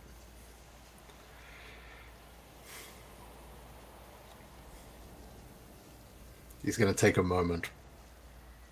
But he will slowly raise his hand up and take the hand. Pleasure to meet you, Sean. And you black out. I need you to roll a d10 for me. Okie dokie. I'm not touching that d20 either because I want to take a photo of it. What is happening? Oh, that's an 8. What's a 10? 10, 10, 10, 10, 10. There we go. Yeah, I got a 4. 4. Okay. So you feel the dream changing, and you see your arm slowly regrowing. But it's not as you remember entirely. The arm starts growing into crystal. Bluish crystal. Slowly, inch by inch, your arm comes back to its full size. But you have a blue crystal arm instead of your real arm. Your unarmed attacks are now considered magical, and it is unbreakable. There's another interesting options in there, but... And you now also made a deal with something. Mm-hmm. How come John gets a level up? Well, I'm not sure if this is a level up or level down, we'll see. But you guys in the room see his twitching, and then you also see this bluish crystal-like arm forming. It's almost translucent. It's so clear. And it grows to its fullest. And Sean can take a long rest. And the others, short rest or long Anyways- rest in case you need to afterwards. Ingwe's Do I kill him asleep now? this whole time. Yeah. Definitely long resting for Ingwe. Yeah, Drakek's gonna watch this crystal grow, and is Celeste up and watching as well? Or is Celeste sleeping? No, Just be like, Celeste doesn't need as much sleep as everyone else, Yeah, true. so she's awake. Celeste. Do I kill him now? What an odd thing to dream of. Well, we did say the choice was his, so It's an arm, I guess. But another him. That's a plus. very strange. I won't touch it. Tempted, but I won't. Yeah, don't touch that. It might turn us into crystal thing. Maybe it's got powers and it can, like, zap us back or something if it's touched. Oh, I've got those powers. Remind me not to touch you. Okay. Well, I'm gonna go to sleep in my room, away from this.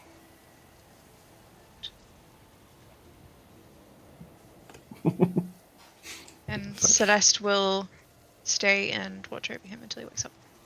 Right. Eventually you'll get a long rest.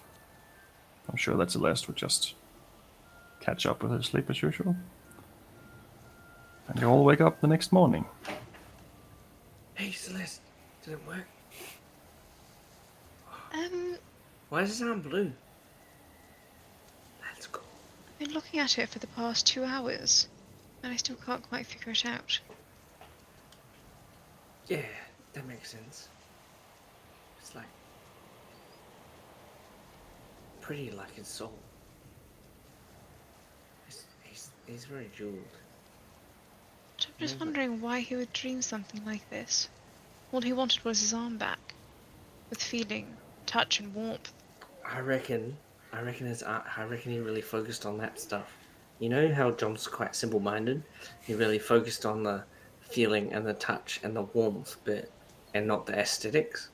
You know, like he doesn't really care about what it looks like as long as it functions effectively for what he wants. I think he wanted it to look like his arm. I think he was quite clear on that fact. Yeah, because when I described the tree thing, he was more worried about hugging his son. Like, the feeling, when I hug my son, I want to be able to feel his hug. Like, even though he said, with his words, it wants it to look the same, really what he focused on, well, he doesn't care. As long as it feels like hugging his son when he hugs his son, that's what the important bit is. I reckon when he was dreaming, that's what he was focused on. He was focused on that sensation. And, you know, magic, it's not his strong suit.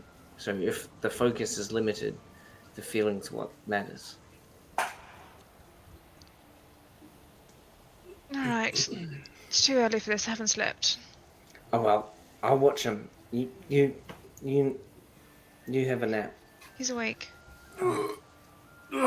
What's going on? I was hoping that you'd tell us. Johnny! High five! Hey. Hey. You can feel that as if it was someone high-fiving your normal arm. Good job, John! Oh, I'm so impressed. Wait, I mean, it mostly worked, I guess. Quite an odd choice for you, Jean. Yeah. Not my choice entirely. so tell us about your dream. How'd it go? What was your adventure to get your arm back? Are you all dead in there? I thought you were going to sleep, Drakek. I did go to sleep. It's morning now. You hear in your head, Sean. Shh, they don't need to know.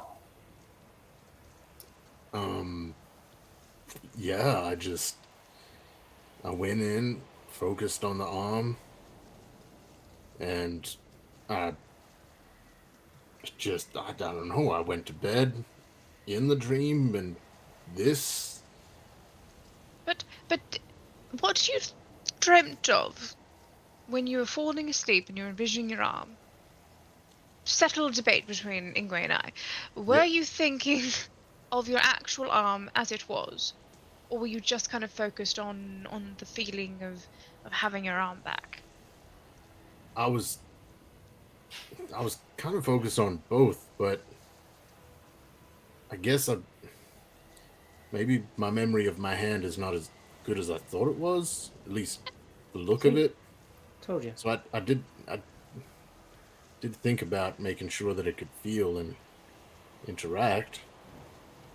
But I did try to think of what it looked like, but clearly something went wrong. It's gonna give it like a on a hard surface and see how it feels. It feels a little numb compared to a normal arm, but you can definitely feel there's heat coming off of it. Visually, it just looks like it's a bluish crystal arm. It looks solid. It feels like an arm. It bends like an arm. It's a little bit of a harder, rough surface, but in most ways, it seems like an arm.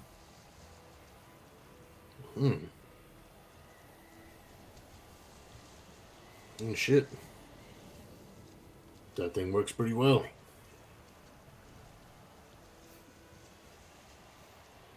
Yeah. Right. I don't know. Yep. What else to say for today? I'm glad it worked, and I mean, hopefully it will make your job easier downstairs. Oh, cooking. Yeah. Oh, What's shit, Olga right. gonna think? Oh my gosh, you went to bed with one arm and now you have two. What's Olga gonna say? Weirdly, I think she might not even realize. I was thinking the same. We'll see. But I'll bring down that Probably lie. See if that can work, which I guess I'm late for, so I better get going. All right. Right. I need someone to roll a d20 for the day. My turn. 12. Right. Nothing out of the ordinary happens, and it seems like a ordinary good day. Better than birds. Sean, while so- you're chopping up fruits and vegetables and trying out your new arm, there's a moment where you can't move it. And you hear a voice in your head. Just remember, I can give it and I can take it away. Your arm with a knife places the blade on your own throat without you being able to control it. We're gonna have fun, John. So much fun. Fuck. And then you get the feeling back, and you can move your arm freely.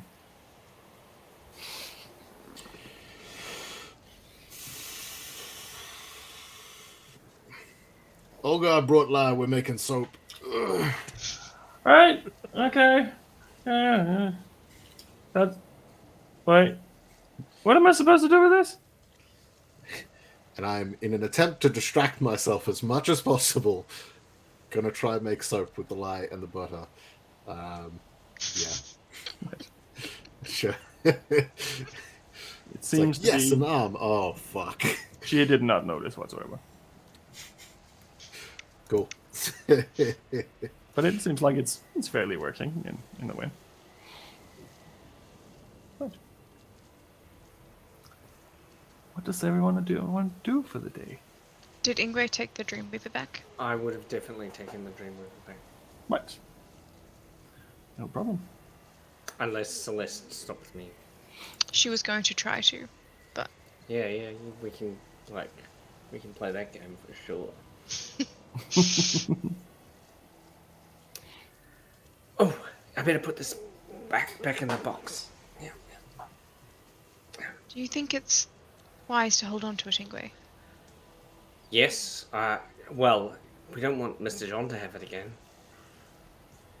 No, but I'm just a little bit concerned about the temptation that it might be bringing upon the group. I am very concerned about that, which is why I'm holding on to it. But you're the one who said yesterday that you were looking for an excuse to use it. And thinking all day yesterday and running around to people and asking their advice. And I just think if you have unbridled access to it, the more chance for things to go wrong. And I am just concerned about all of our well-being. It's an interesting prospect because, yes, you raise an interesting point. Should you give the object to the person that has the least likelihood of failing to use it, but the most likelihood to use it? Or should we give it to someone that isn't likely to use it, but is most likely to fail? Yes. It's a good question.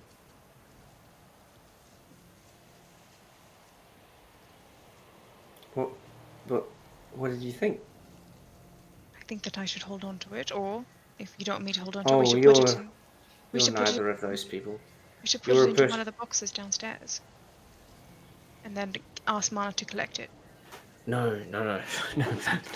So you've just proposed the third option, which I think is a terrible one, which is we put it in a random place. Do you know there's a man on the ship literally looking for this item that's worth 5,000 gold? If we put it in the... So easy to find. I mean, even this lead box. Or give it to you, who is... Adamant against using it, really. adamant against using it. That's interesting. The least likely person to use it. How successful would you be if you did? Not very. I feel. Such an interesting proposition. Look, I'm not opposed to giving it to you to look after it. And you've told me truthfully you're adamant against using it. But what if you accidentally do? And then you'll fail.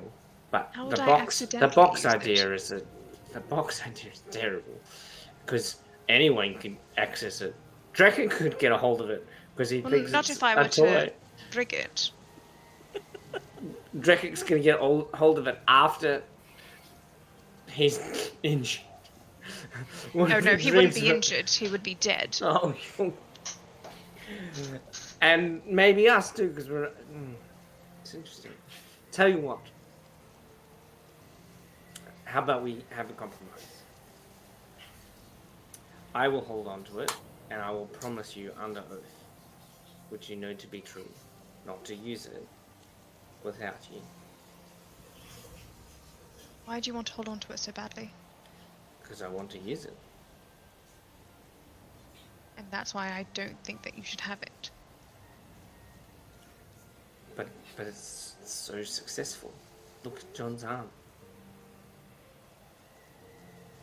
It can be successful, but the consequences of it and the power that it can bring and be hauntingly terrifying outweigh the prospects of having a chance at something good. It's not much of a chance when I use it, which is why our decision last night. The odds are very high in my favor.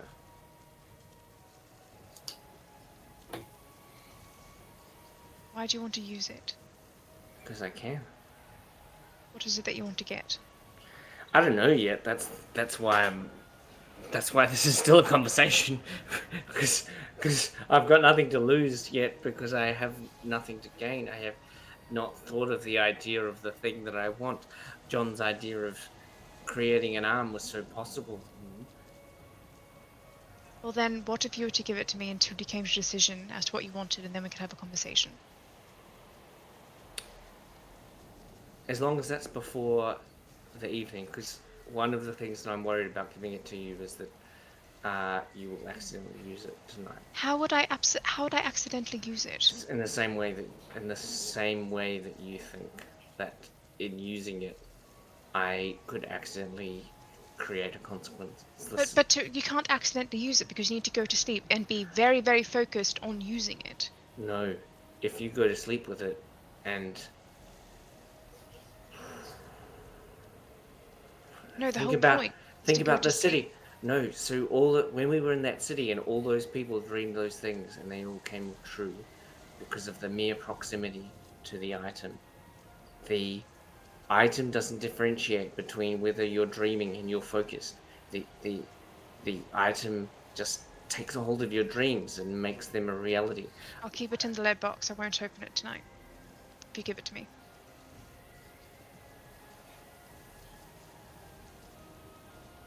I think we need to have this conversation as a group.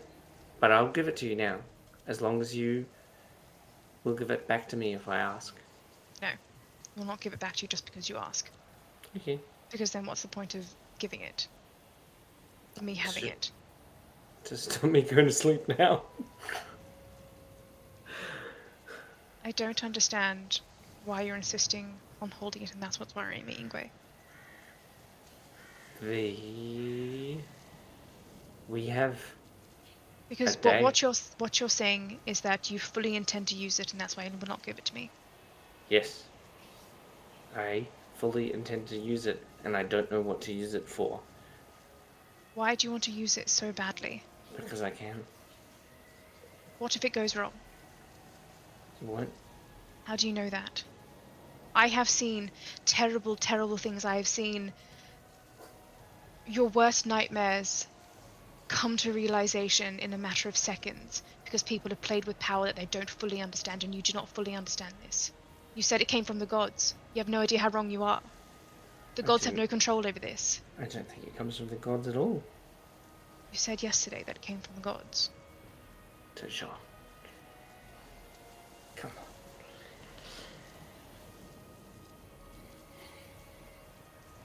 on. Where you're playing with fire. And while it may keep you warm, it has the opportunity to destroy you. Getting too close will see you burned, disfigured.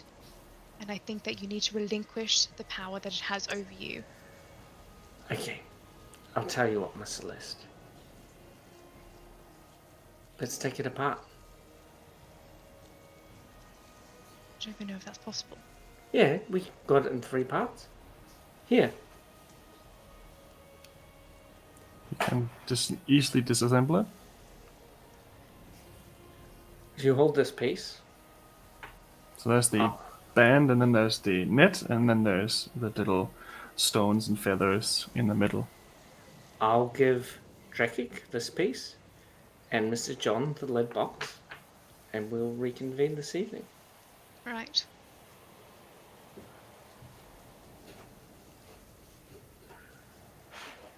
What? Sean's cooking breakfast.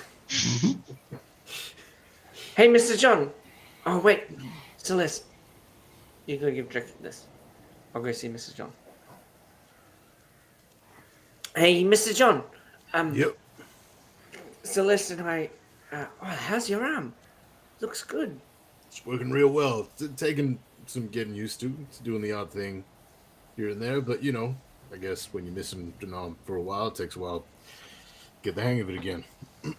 Well, anyway, Celeste and I had this like real intense chat. It was good. It was positive.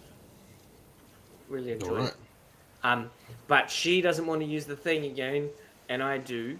I don't know what to use it for, but we came to an accord, and the accord was, you hold this lead box for me. Can you hold on to it? Sure. Cheers. We'll chat about it later tonight. Hey! Nah, you're doing a good job. Thanks. Did the lye and butter make soap? Yes, eventually. All right.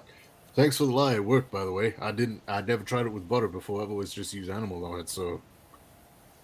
Yeah, well, see, with the runny stuff, you can just pop it in and it'll make bubbles. I'll pull out like a little thing and like get some of the latte soap that John has just made and like blow some bubbles. Straight into Olga's eye. No. I want to do bubbles. Would it make? Yeah, the bubble goes straight into her eye. I gotta deal with that, but That was my good eye. yeah. That's cool. Yeah, Wow, one of you're those. such an inventor. Good job, Mr. John. Yeah, I mean, hey, you had the stuff. I didn't know it worked with butter, like you said, so I'm learning. Olga, come here. Let me look in your eyes. Ah! Yeah. Right. Sean takes the box as well and like puts it into the little pouch he'd keep behind him. And that's Right. Is there anything that you want to do for the remainder of this day? So Celeste will go and find Trekkie. Hello. Yes, I'm just standing out here on the deck, watching the scenery as it goes by. Right, that's beautiful. Thank you for describing that for me as I found you. I have a favour to ask. Yes. If I were to give you something, do you promise not to give it to Ingwe just because he asks? Give me something. Don't give it to Ingray because he asks. Correct. Out of everyone, currently, because of my vision and situation, I trust you the most. So sure. Right. And she's going to pull out a piece of the Dreamweaver and say, I managed to get Ingray to deconstruct the object. Oh, I am- why? Because Worked I'm so good. worried that he is just going to keep using it. And the more times that he succeeds, the more likely he is going to fail and bring doom to all of us.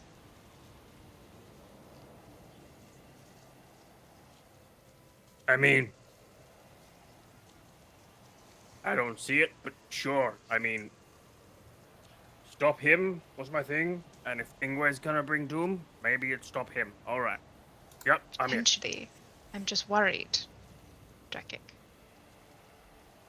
And I made an agreement that we would split the pieces amongst ourselves. Mhm. It can be very convincing, so just be mindful. Okay. Being mindful. I'm going to give you this. Yep. You're not to give it to Ingwe. Don't give it to Ingway.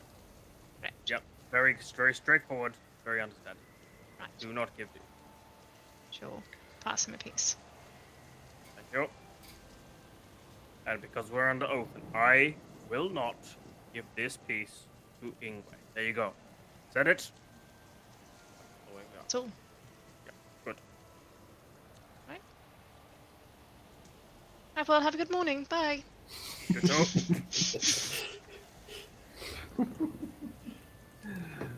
Oh. Hey, Celeste, look at that. Oh, she's.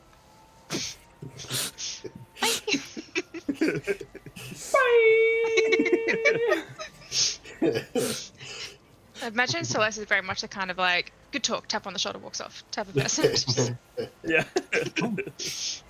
You have agreed with me. I'm moving on. Goodbye. Is there anything else that anyone wants to do for the remainder of this day?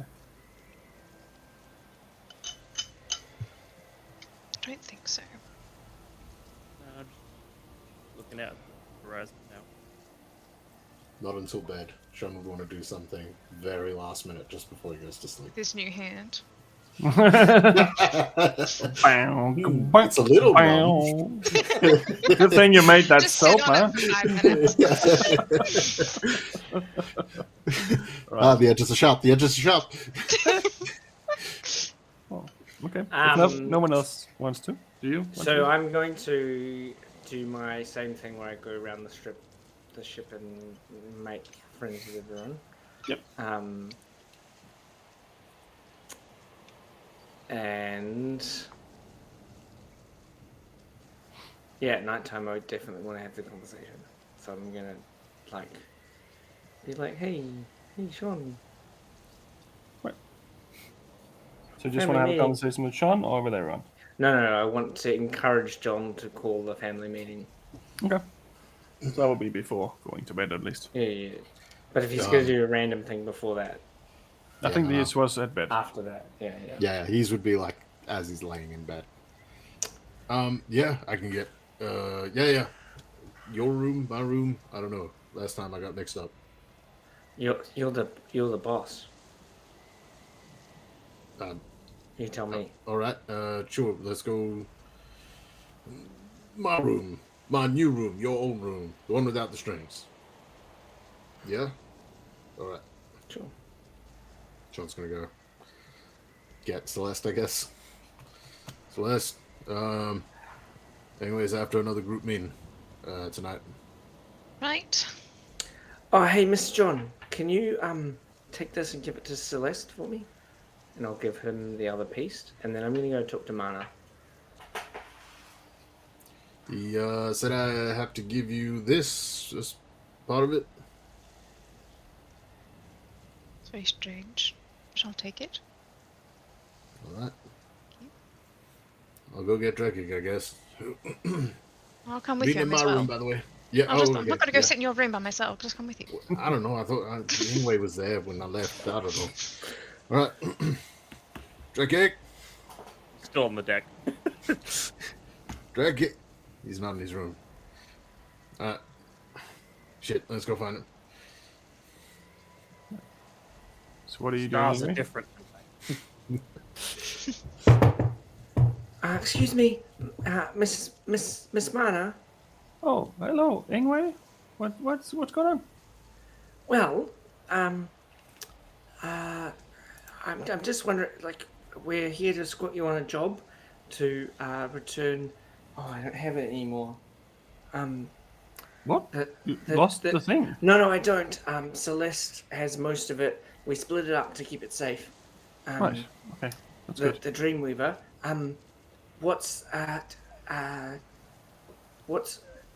Well, I don't have it, but I trust them. What's the it's quite a powerful item. What's the plan when you get back to Kronos with the Dreamweaver? What are you going to do with it? Probably disassemble it and send one piece to different planes if possible, or somehow try to separate them permanently. Why? Because it's so dangerous. What's dangerous about it? Well, I mean, the dream world is very dangerous. There's not just dreams, there's also nightmares in there. So Sometimes if you don't control yourself, as far as I understand, there's a chance that something might happen. oh no. Well, Mr. John used it last night. Maybe you should go back. Maybe you should go and get it. What did he do? Well, head down to my room. You'll see. I didn't give it to you to use it. I gave it so you would keep it safe. I tried, but I mean, you'll see. Go and find it. Just runs past you. Straight down to try to find them. And what are you three doing in the meanwhile? We were going up to find Drekig. So you're up on You're the up on deck. the deck. It's just having a brief conversation. Oh, the stars are different here, guy. I think it's because No. we're travelling further south. Stars don't. No, but we're I've never moving seen that. though. What? Well, we're moving, and so their What's position that in got the to sky do in with anything? correlation I've to where we're moved all the stood. time. No, but the amount of distance that we've travelled has made a significant impact on our point. Okay, it's like when you look at the ceiling. If you're looking into a lamp on the ceiling, and then you move over here, it looks like it's there. And then if you move over here, it looks like it's there. Is it because we're in the blimp and we're closer to the star? No. And Amanda arrives eventually, running up towards you. Sean! Oh, what did you do? Oh, no. Hey, You're not supposed to use it. You're supposed to keep it safe. it's safe. It's still safe. I'm not sure if I feel it's safe if you're using it. I figured we used it once before, it worked out alright, and I mean, I can feel things with this. I can. I'm happy for you, but I don't think that was the right way to do it. You could have killed everyone. Yeah. You're right. We probably should have waited till we were in a safe area, but I didn't think you'd let us use it. Even What if, does that say, John? What does that mean when you say that to me now? I mean, I'm sorry to say, but I think it was worth it. Well, I hope it was. I'm glad you have your arm, but it's very dangerous. I understand. Do you still have it safe? I've got the box. Ingwe gave me the box earlier. I don't know what last I assumed the others had it. Actually, last I just sort of left it in the room for Ingwe. I assumed was gonna take it back. No, I have two pieces, Jean, and Drekik has the other. I have a Oh. piece. Do not give it to Ingwe. I am Right. an adult. That's all I'm doing. Smart to divide it. Well, that was what I thought. And it seemed to be the compromise that we came to. So, Why don't you take a piece, Ingwe? Oh, is Ingwe there actually? Well, no. Why didn't Ingwe take a piece? well, he did, but then he gave it to you, and then you just gave it to me like 5 minutes ago. Yeah. Yeah, that's right. Wait, yeah, what? Hang on. Okay. Okay, cool. Yeah, no, just picking it up, trying to figure. I realized I wasn't really paying as much attention. Yeah. Right. Well, maybe we should put it back in the box. There's a reason it came with the box. Here it is. Do they Some fit pulls out in the box. separately? Yes, you don't have to. You can just put them on top of each other. That doesn't assemble it. Drekik, would you mind putting the...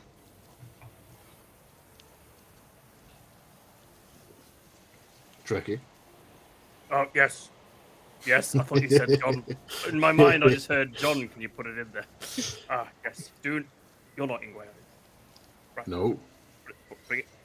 Ingwe disguised himself. Yeah. He yes, can, but I just saw Building both of them. All right. All right. Bring it in the box. all right. I mean, you can touch the hand if you need an indicator. Oh, that's right. You have fancy hand now. Yeah. Yep. Yep. Feels like. Yep. Kind of feels. Does it feel like a normal hand? It feels like you're touching a glass sculpture almost, but it has warmth to it.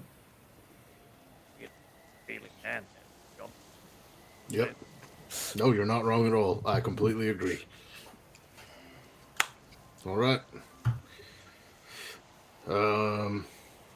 Now what? Who's gonna carry it? Should I? You can take it. You can also just give it to me.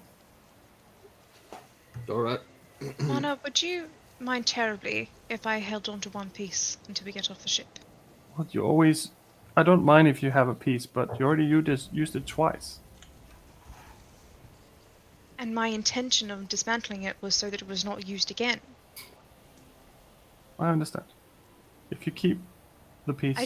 I just feel as though the further apart we can keep the pieces, as is your plan, the better. And so if I can keep a piece away from the other two, if someone were to come and take it, then the places would be in different places. So it'd be harder for them to get it.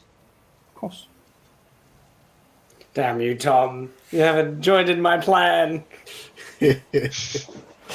Wild! You had a plan? I'm confused. There was a plan. Well, I don't. Plan. Right. Well, so you keeping a piece? Are you giving me the rest, or what is going on? Well, I would prefer if they were all kept separately, but I do understand that if you need the majority of them, I do understand that feeling. Because we're just so close right now. It would be terribly wasteful if. Well, something Ingwe happened. did mention that there's someone on this ship who is looking for the artifact. So Okay. Who? there's some scholar, some historian. Oh, that must be Carstein. does ring a bell. I was thinking Cairo for some reason, but C, similar. Right. I'll stay clear of him. She'll Alright. take the box with 2 parts. Right. Right, Jean. So you said Ingwe wanted to. Mana, do you would come along? I think Ingwe wanted to. I think I need to meeting. go send a message. She's gonna go to her room. Before she leaves, Sean's gonna sorry, and just sort of like lean down close to her, just be like, I'm sorry again. I guess I don't know. I thought if anyone would get it, maybe you, but I guess I understand. you do but get it. I also had the Dreamweaver, and I didn't want to do that either. I Yeah. just felt like you, of all people, would have thought about this more. I'm sorry, John. No, you're right. You're right. Sort of looks at his arm to see if there's any weird shadows moving around it for a sec. Make a perception check. 14? See a reflection of yourself, but it's more of a shadowy reflection than a real reflection. You just see a smile. Right, to the room. Ingwe's probably waiting for us there. I'm in Mana's room, by the way. Anyway, what are you doing here? I was here before. You went off to get the thing. Right. I need to have a moment to myself. Did Celeste give it to you? I'm worried about her. Well, I don't have all the pieces. Obviously, we're spreading them out. Did Celeste not give you all the pieces? No, I understand the idea that keeping them separate is a good idea. But she has one of them. Yes. Do you think that's a good idea? I think it's better than keeping them all together, considering you already used it twice. I didn't. You used it once. Celeste used it the first time, and John used it the second time. Deception check. Yes! Oh yeah! Oh yeah! Oh yeah!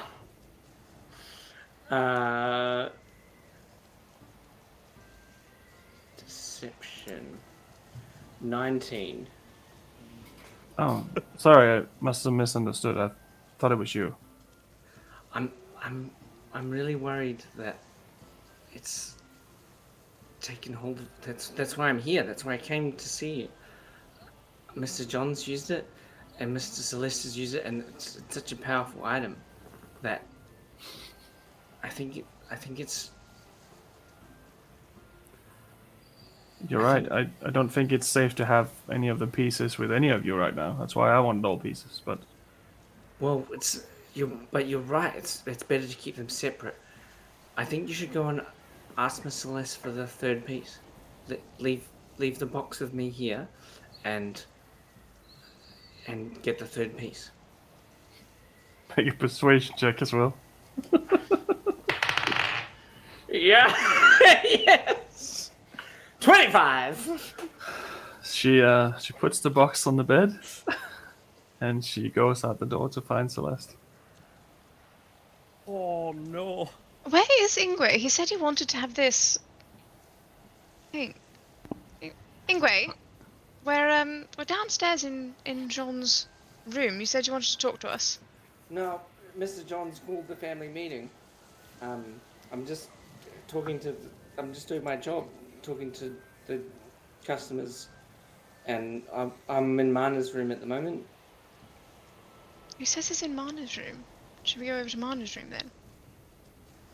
Do you want to talk to us? Why did you ask John to call the meeting? I thought you wanted to talk to us all. John normally calls a family meeting at night time. Not every night. Why'd you ask him to call it? John, did you need to talk to us about something? No, maybe I misheard him. Maybe it was just that. Maybe he asked me if I was going to call one because Okay, I've been knock doing on the them door. lately. Was that him? I don't know. Hello? It's Mana. Hey. Hi. Mana. Sorry, I thought about it, and I think it's better if I keep all the pieces. Oh, why is that? I thought we just agreed that it was better to keep them separate. Yes, but I've changed my mind. I feel it's better to keep them with me under the circumstances. It's What my job to put them circumstances? back. Well, I just don't feel safe with it in your hands at the moment. Well, I don't feel safe with them all being together. What changed your mind in such a short period of time? We just had this discussion. I just gave it some more thought, and I think that is what I would like. But I don't feel like that they should be all kept together. Well, for now, I would like to ask for the piece back. Well, then for now I shall be refusing. I'm sorry, we just had this discussion upstairs, Mana. I don't understand why... I do not feel safe having all the pieces together. If you feel as though they should be spread out, then feel free to give it to other people or hide them away. I don't care, but until we get off this ship, I don't feel as though all the pieces should be kept together. Celeste, are you okay? I'm worried. I shouldn't have given Yeah, it but like, to you all in the first place. You shouldn't have had this temptation. I'm sorry, this is my fault. I just want to make sure it doesn't happen again. That's the exact reason why I want to keep them all apart, Mana. We said that we don't want it to be used again, and so No. I want to keep them all apart. And so far, it's been safer with me for the entire time than has been with you. I'm sorry, but I must insist. Well, I'm not giving it to you, Mana.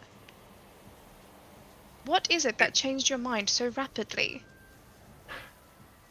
I think it might have affected you more than you think. I haven't even used it. I'm the one that's trying to keep it from not being used. I'm confused. As am I. I Who thought we used just it the came... first time? It was Ingwe to make the necklace. And who used it the second time? She kind of looks awkwardly at Jean. Guilty. Fuck.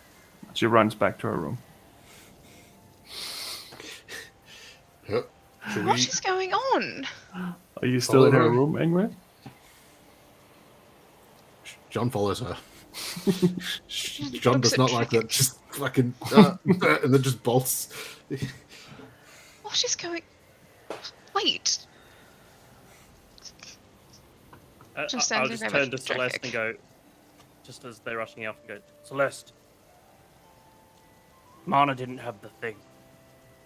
And Ingwe told me that he was in Mana's room.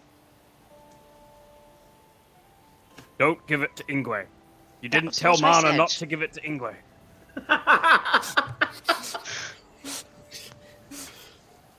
I didn't want to give her any undue impressions, which is why I kept his name out of it. But I can see that he has other ideas. And where is Ingwe currently? He's sleeping on the bed again?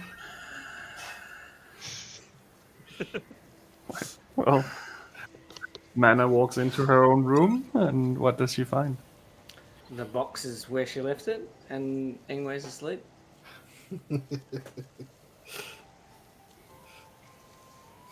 She just checks the box, see if everything's inside. And I'm guessing everything is there. Everything's there. And are you sleeping or pretend sleeping?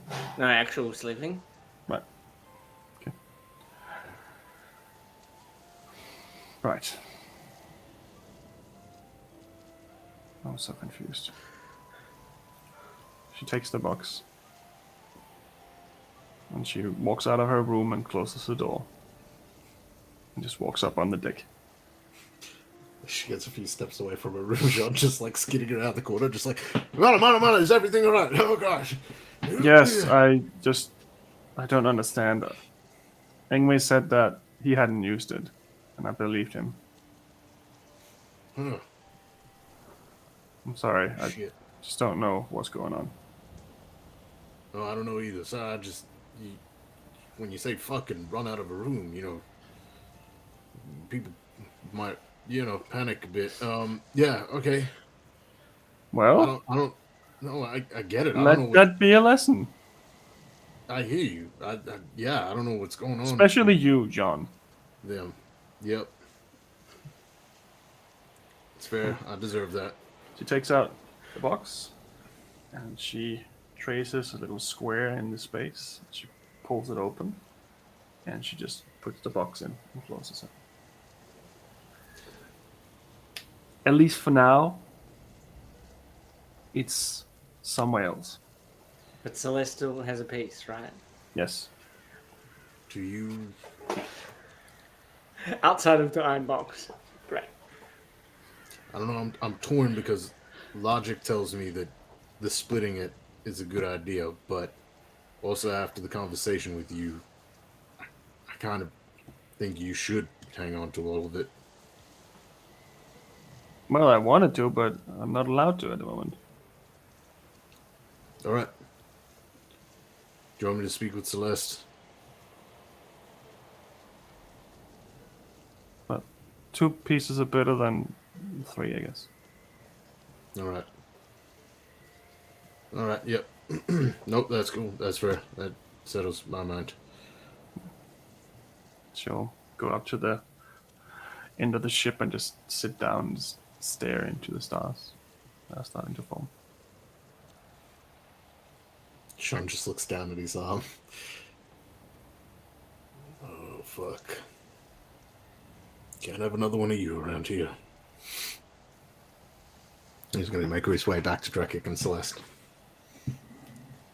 Wait. Oh yeah, we were running behind you. Oh, Celeste wasn't running behind. She was just like, what is going on? Oh, okay. Like Captain Jack Sparrow, like slowly walking. Just walking around, just like, what? Is everything all right, Sean? You and Mana just bolted. Yeah, I don't know. When she's sitting there and she just goes, fuck, after a look of realization and runs, I thought something might have gone down, so I followed her. I had no idea what was running to, but she seems fine. She grabbed it, she opened a little magic window and threw it on in, shut that shit behind her. Glad it was there when she got back. Yeah? What purpose would that have served? What, the window, or? No. So, I had a conversation with Ingwe earlier about breaking up the pieces of the Dreamweaver so that we weren't tempted to use it until we got it back safely to where it was supposed to be. Just because of I know that both of the things that you have created, both your arm and the portal that you created, have been fine, and there have been no adverse effects. But my concern is that the more that they're used, the more you're opening the chances for possibilities to go wrong. Oh, I had that conversation with Ingwe, and he reluctantly agreed to split the Dreamweaver up between, I think he gave you the box and whatever. And then he tells you to call a family meeting. I talk to him and he says, I'm in Mana's room. What does Mana do? Come directly to us and demand that I give her the piece back because she's concerned that I've used it. I say I haven't used it. And then she runs back where she knows that she's left Ingwe. Yeah. Well, I didn't see Ingwe either. Maybe Well, Ingwe wasn't. But I spoke there? to him. No, I spoke to him and I said, where are you? We're having a meeting. And he said, I'm in Mana's room.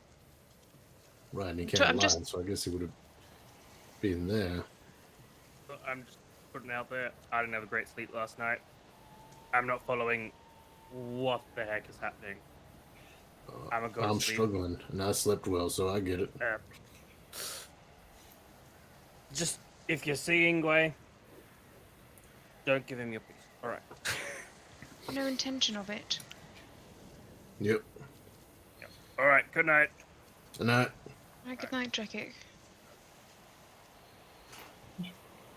Hey Yeah. guys, I thought John called a family meeting. What's going on? Where are you? Are you calling through the settings? Yeah, I think. yeah. Just look at Celeste like raise an Like, eyebrow. 2 hours later, good hours later, because I was legit asleep. Oh, I think they probably would have gone to bed by 2 hours later. Unless they Celeste had... wouldn't have. No, you wouldn't have, but I think Sean might have. John would have probably just been talking about how confusing shit is, and then eventually probably would have gone to his room. Within what time frame? Up to you. So, that's up to you. Oh, we tried to have the meeting.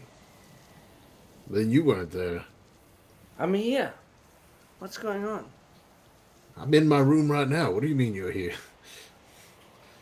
I'm in your room right now. What's... No, we switched rooms, remember? Oh, these rooms all look the same. One Sorry. of them's got string in it. Yeah, I'm not in the string room. I'm in the other room. I'll come out. Yeah. I'm in the other room. Oh, I was in Mana's room. I'll come down.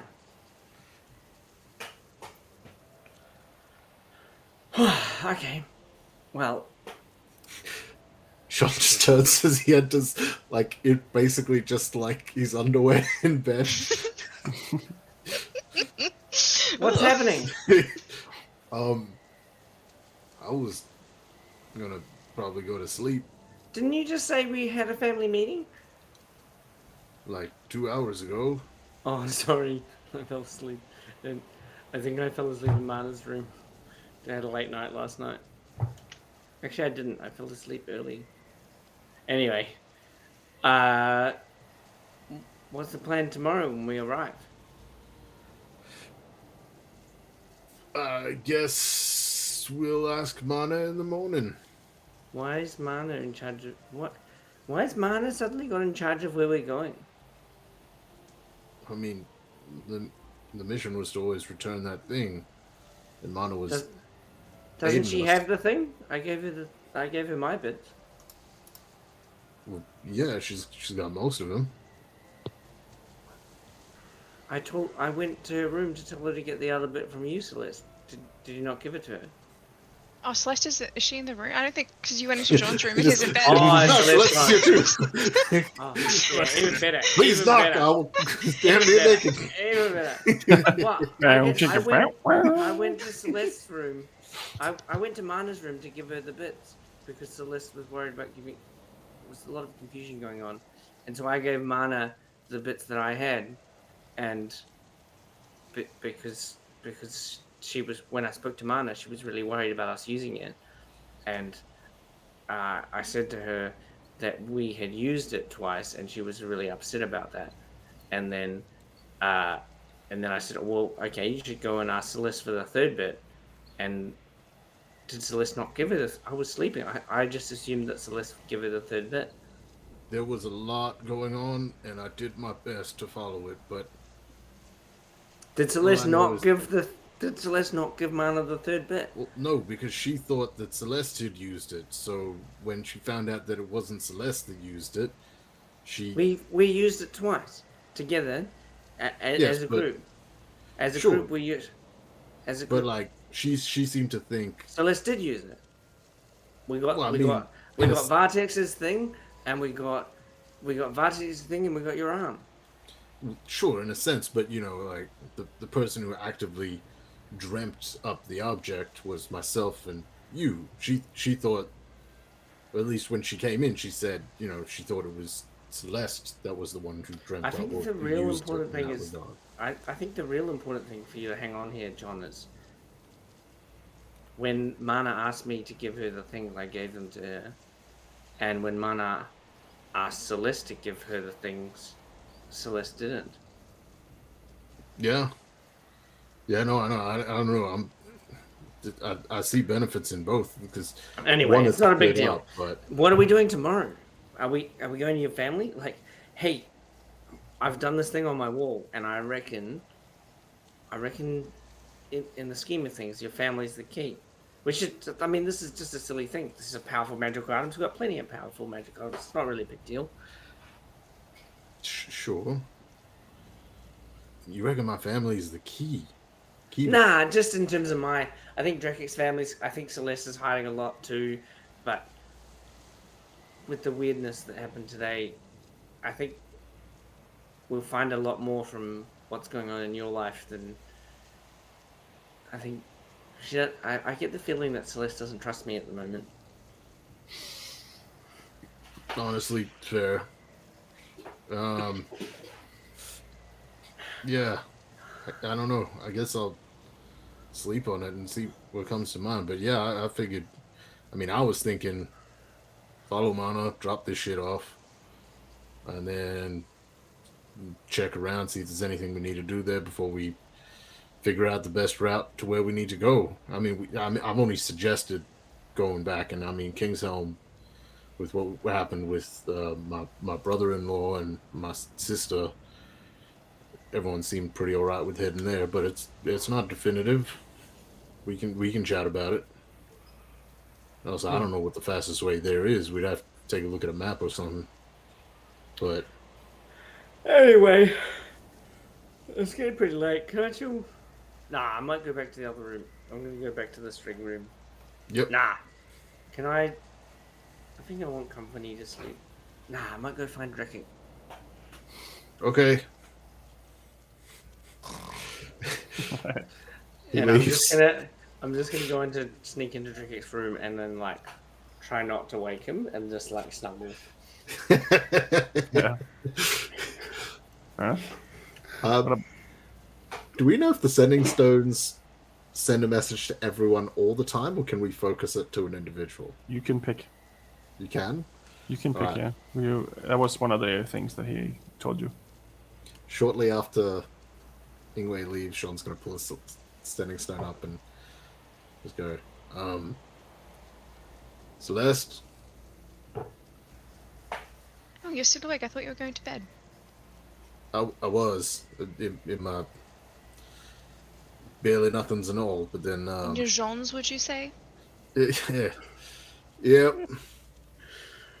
Maybe this message can wait for them. No, no. Yeah, Ingwe just came on in and he seemed real confused about the whole meeting thing and said he was in Mana's and all that. I don't know. It just seemed odd to me. And with everything you were saying before, you seem to have the pieces of whatever the hell puzzle is going on here. So that's about it. All right. Is Good there- night.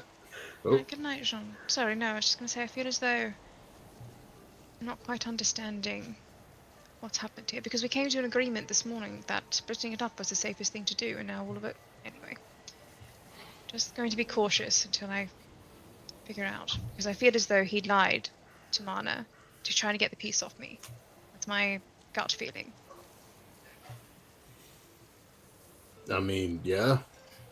That makes sense. Because if he Why told some of the Mana... confusion would be there. If he told Mana, no, Celeste, she did it. And then she came running to get the piece off me. And then as soon as I said, it wasn't me, actually, who used it initially, and then she ran back. I don't know, I feel as though he was trying to get the piece off of me through Mana. After convincing us to hand over the rest of the pieces. Goddamn, this puzzle's got a lot of string. Weirdly, I feel like Ingwe should be making a map of this in someone's room. I'm sure there's a room on the other side of the wall, in the room that used to be yours. Nope, but maybe we don't need one, actually. That's fine. Yeah, alright. I guess we'll figure it out in the morning, which... I don't know what time we'll get to Kronos, but we'll go smooth. We should be there, right? Alright, well, sleep well, Jean. Back to you. Well, anything that you want to do before going to bed, any of you two? No, I'm already asleep. Yeah, no, I meant them. Oh, Because you said you were going to bed, so sorry. yeah. Jean would, just before sort of going to bed, the last thing he'd do lying there awake, be probably one of those things where he's thinking about everything that just happened and it would slowly, step by step, go back to the night where he got his arm and then all that, and then he's just going to look down at his hand, and he's going to get up and... What sort of lighting system in here? Is it just like a little torch, like a lantern type thing? It's like an oil lamp type situation. Okay. Have like an oil lamp above the door on both sides. John will get up and light one, and then hold his hand up to the light. And he's just going to look deeply inside of it and just go... Actually, before he does anything next, he's going to... Well, he'd already be down to his underwear, I guess, so he's going to look down to the symbol on his chest of the Stormlord, and then look back at the hand, and really focus onto the hand and just sort of... The hell do you want? Don't seem to see anything. God damn, from a simple farmhand to this. Alright. Top back into bed. Alright. After turning off the light, yeah, I'm going back to... Yeah. Right. As you fall asleep, Yeah. you have this vivid dream of your wife standing next to your bed. She's just standing there looking down on you. And she has a slight smile on her face. And she reaches out to touch you, and you can feel her touch your shoulder. Then you notice on the other side of you, this shadowy being is looking at your wife and looking at you. Well. Not quite sure there's room enough for 3 of us in here. And her form starts changing to look like your wife. And then she shoots out this energy of just dark shadows. And your wife isn't there anymore. There we go. Now there's more time for us to have fun. And look, I've come back to you, Sean. And that's where we leave tonight's episode. Cool! If you can caps lock something and then caps lock it again, do that for all 4 letters of cool. 'Cause cool! There you go. What have you done? John? I thought Ingwe was going to do this. Ingwe was trying to do this. No, my plan, genuinely, my plan to get all the pieces back was to... Oh, no, I definitely wanted to do the first bit. I thought it made more sense for me to do it. But when John was like, I want to do it. But then, like, the battle with Celeste was like... I wanted to get all the pieces, and then I was going to go to sleep and do the, like, Celeste finds me in the morning, and it's like, what have you done? That was intense. Yeah, that was dope as hell. Yeah. That's so much fun. I don't think that went the way you wanted it to at all, Tom. No, well, that's fine. Such as That's D&D. fine. The Let's meta just say without the that meta. have the power over Sean now. A little something. I was like, he's smart. He knows to reject stupid deals like this, but also he's very emotional about his family and all that sort of stuff. Yeah. Roll the dice. Cool. That's a 3. 20 going in, 3 coming out. Sweet. So the way that I did the thing with the Dreamweaver is that if you do not succeed, something shitty happens to you. Yeah. You did succeed. However, conjuring something that's a live thing exactly like it is, especially when you get distracted in the start with what you really want, Yep. it's complicated. So that's why I let you roll a d10. If you had rolled a 1 on that d10, you would have gotten an obsidian stone arm. Ah, dope. 2 would have been a diamond arm. 3 would have been a red crystal arm. 4 was the blue crystal arm. There's also a green and a purple. It could also have been a mechanical arm. It could have been an arm made of pure lightning. Oh, shit. That would have been cool. It could have been a perfect representation of your real arm. Or it could have been a spectral arm. Oh, shit. All the dope. So Yeah, that's that cool. could have been interesting. All of them would obviously be pretty similar. Yeah. That's what I could. Well, I mean, I'm ideas. honestly Kind of. I don't know, because I love stories, so no matter how badly things go, I'm just Yeah. I'm in for this. Yeah. But yeah, I'm Always go in for another one, Sean. Just Exactly. one more. Just pile up the demons on Sean. yeah. Just replace the other arm. And But now yeah, John is all whole again. Yeah, he's holy all crystal. fuck. He's Crystal Sean. Mm.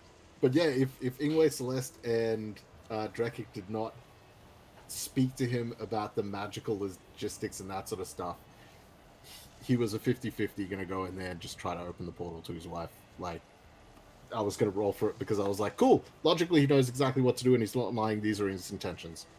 But emotionally he might make a last minute change in his decision. Yes. So your yeah. first choice was Portal for wife. It's That's- amazing how much the game, like, because I started where I was like, I want to use this for something, and then couldn't find anything cool, and then my head was like magic carpet, definitely magic carpet, but I couldn't think, like, there was no justification for magic carpet at all in the role play. So then even the like, I'm gonna screw Celeste in this moment because we're in this like battle of wits. My final moment was gonna be do nothing. Because that's where we're at, and I think we're still there, where it's like Celeste's the bad guy, even though Ingwe is definitely the bad guy.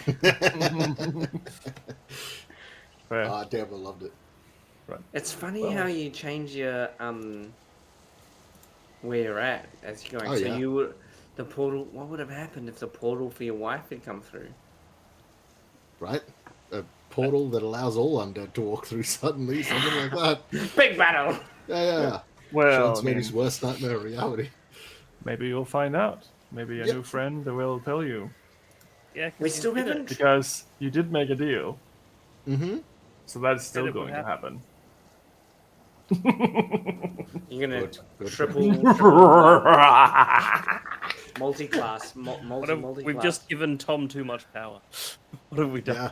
Never. Oh, if this leads to Warlock in any way, I don't even. You tell me what subclass, whatever suits best. I don't. Whatever. You works. are now a fighter Halalock. Yep. Gosh. Oh boy. Right. Well, let's see how it goes. That decision I will leave up to you, of course. But you have options now. I don't want you to. I want you to make the decision. Next level up. The truth thing makes it really fun. Like it could be a negative, but I think the like truth thing makes it really fun. Yep. You have to choose how you word things, all that jazz. Yep. Yeah. Yep. Yeah, the whole time you were speaking, I'm like, technically not a lie. Yep. Technically not a lie. To Mana, I lied to Mana. I definitely Yeah, lied I'm like, to Mana. yes, you can lie to Mana. That's fine. That's fine. But she also doesn't trust any of you now, obviously. Yep. Right. Let's roll for some raid. Woo. That's great. I'm keen to see a warlock. Oh, nat 20. Well, there you go. Nice. Very well. What a Let's find some options. We got Dreaded GM doing the thing. They're doing their Storm King's Thunder one still. There is Eldritch Scribe doing Kingslayers. We have Phoenix. Probex D is doing stuff. Yeah. Phoenix is doing stuff. Probex D only has 2 watches at the moment. Maybe Yeah? we should raid that. Give them some love. Sweet. Rob XD. Is it just Rob XD? ROB XD? Capital K, Crub XD. XD.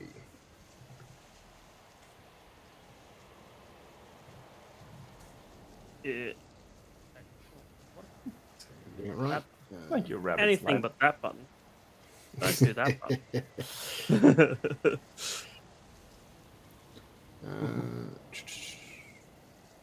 Yeah, I have sent. Yeah, there we go. Okay.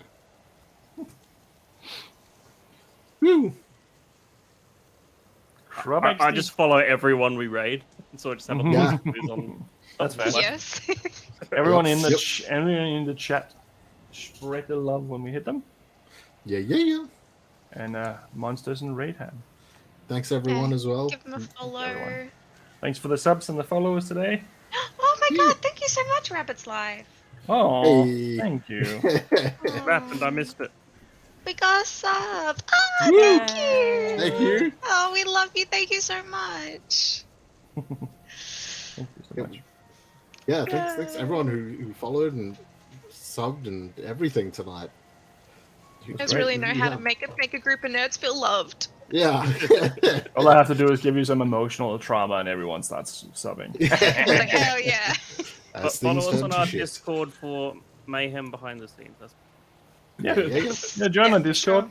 We have lots of fun there too. Yeah. Yeah, All right. games nights and stuff. Yeah, and Yeah, I'm gonna memes get on the and games nights. conspiracy theories. Always. Right now, just because otherwise it's going to auto time out Alright, love mid you guys. conversation. Go, go. See you next week. 5, 4, 3, 2, 1. See ya! Monsters and Raidham.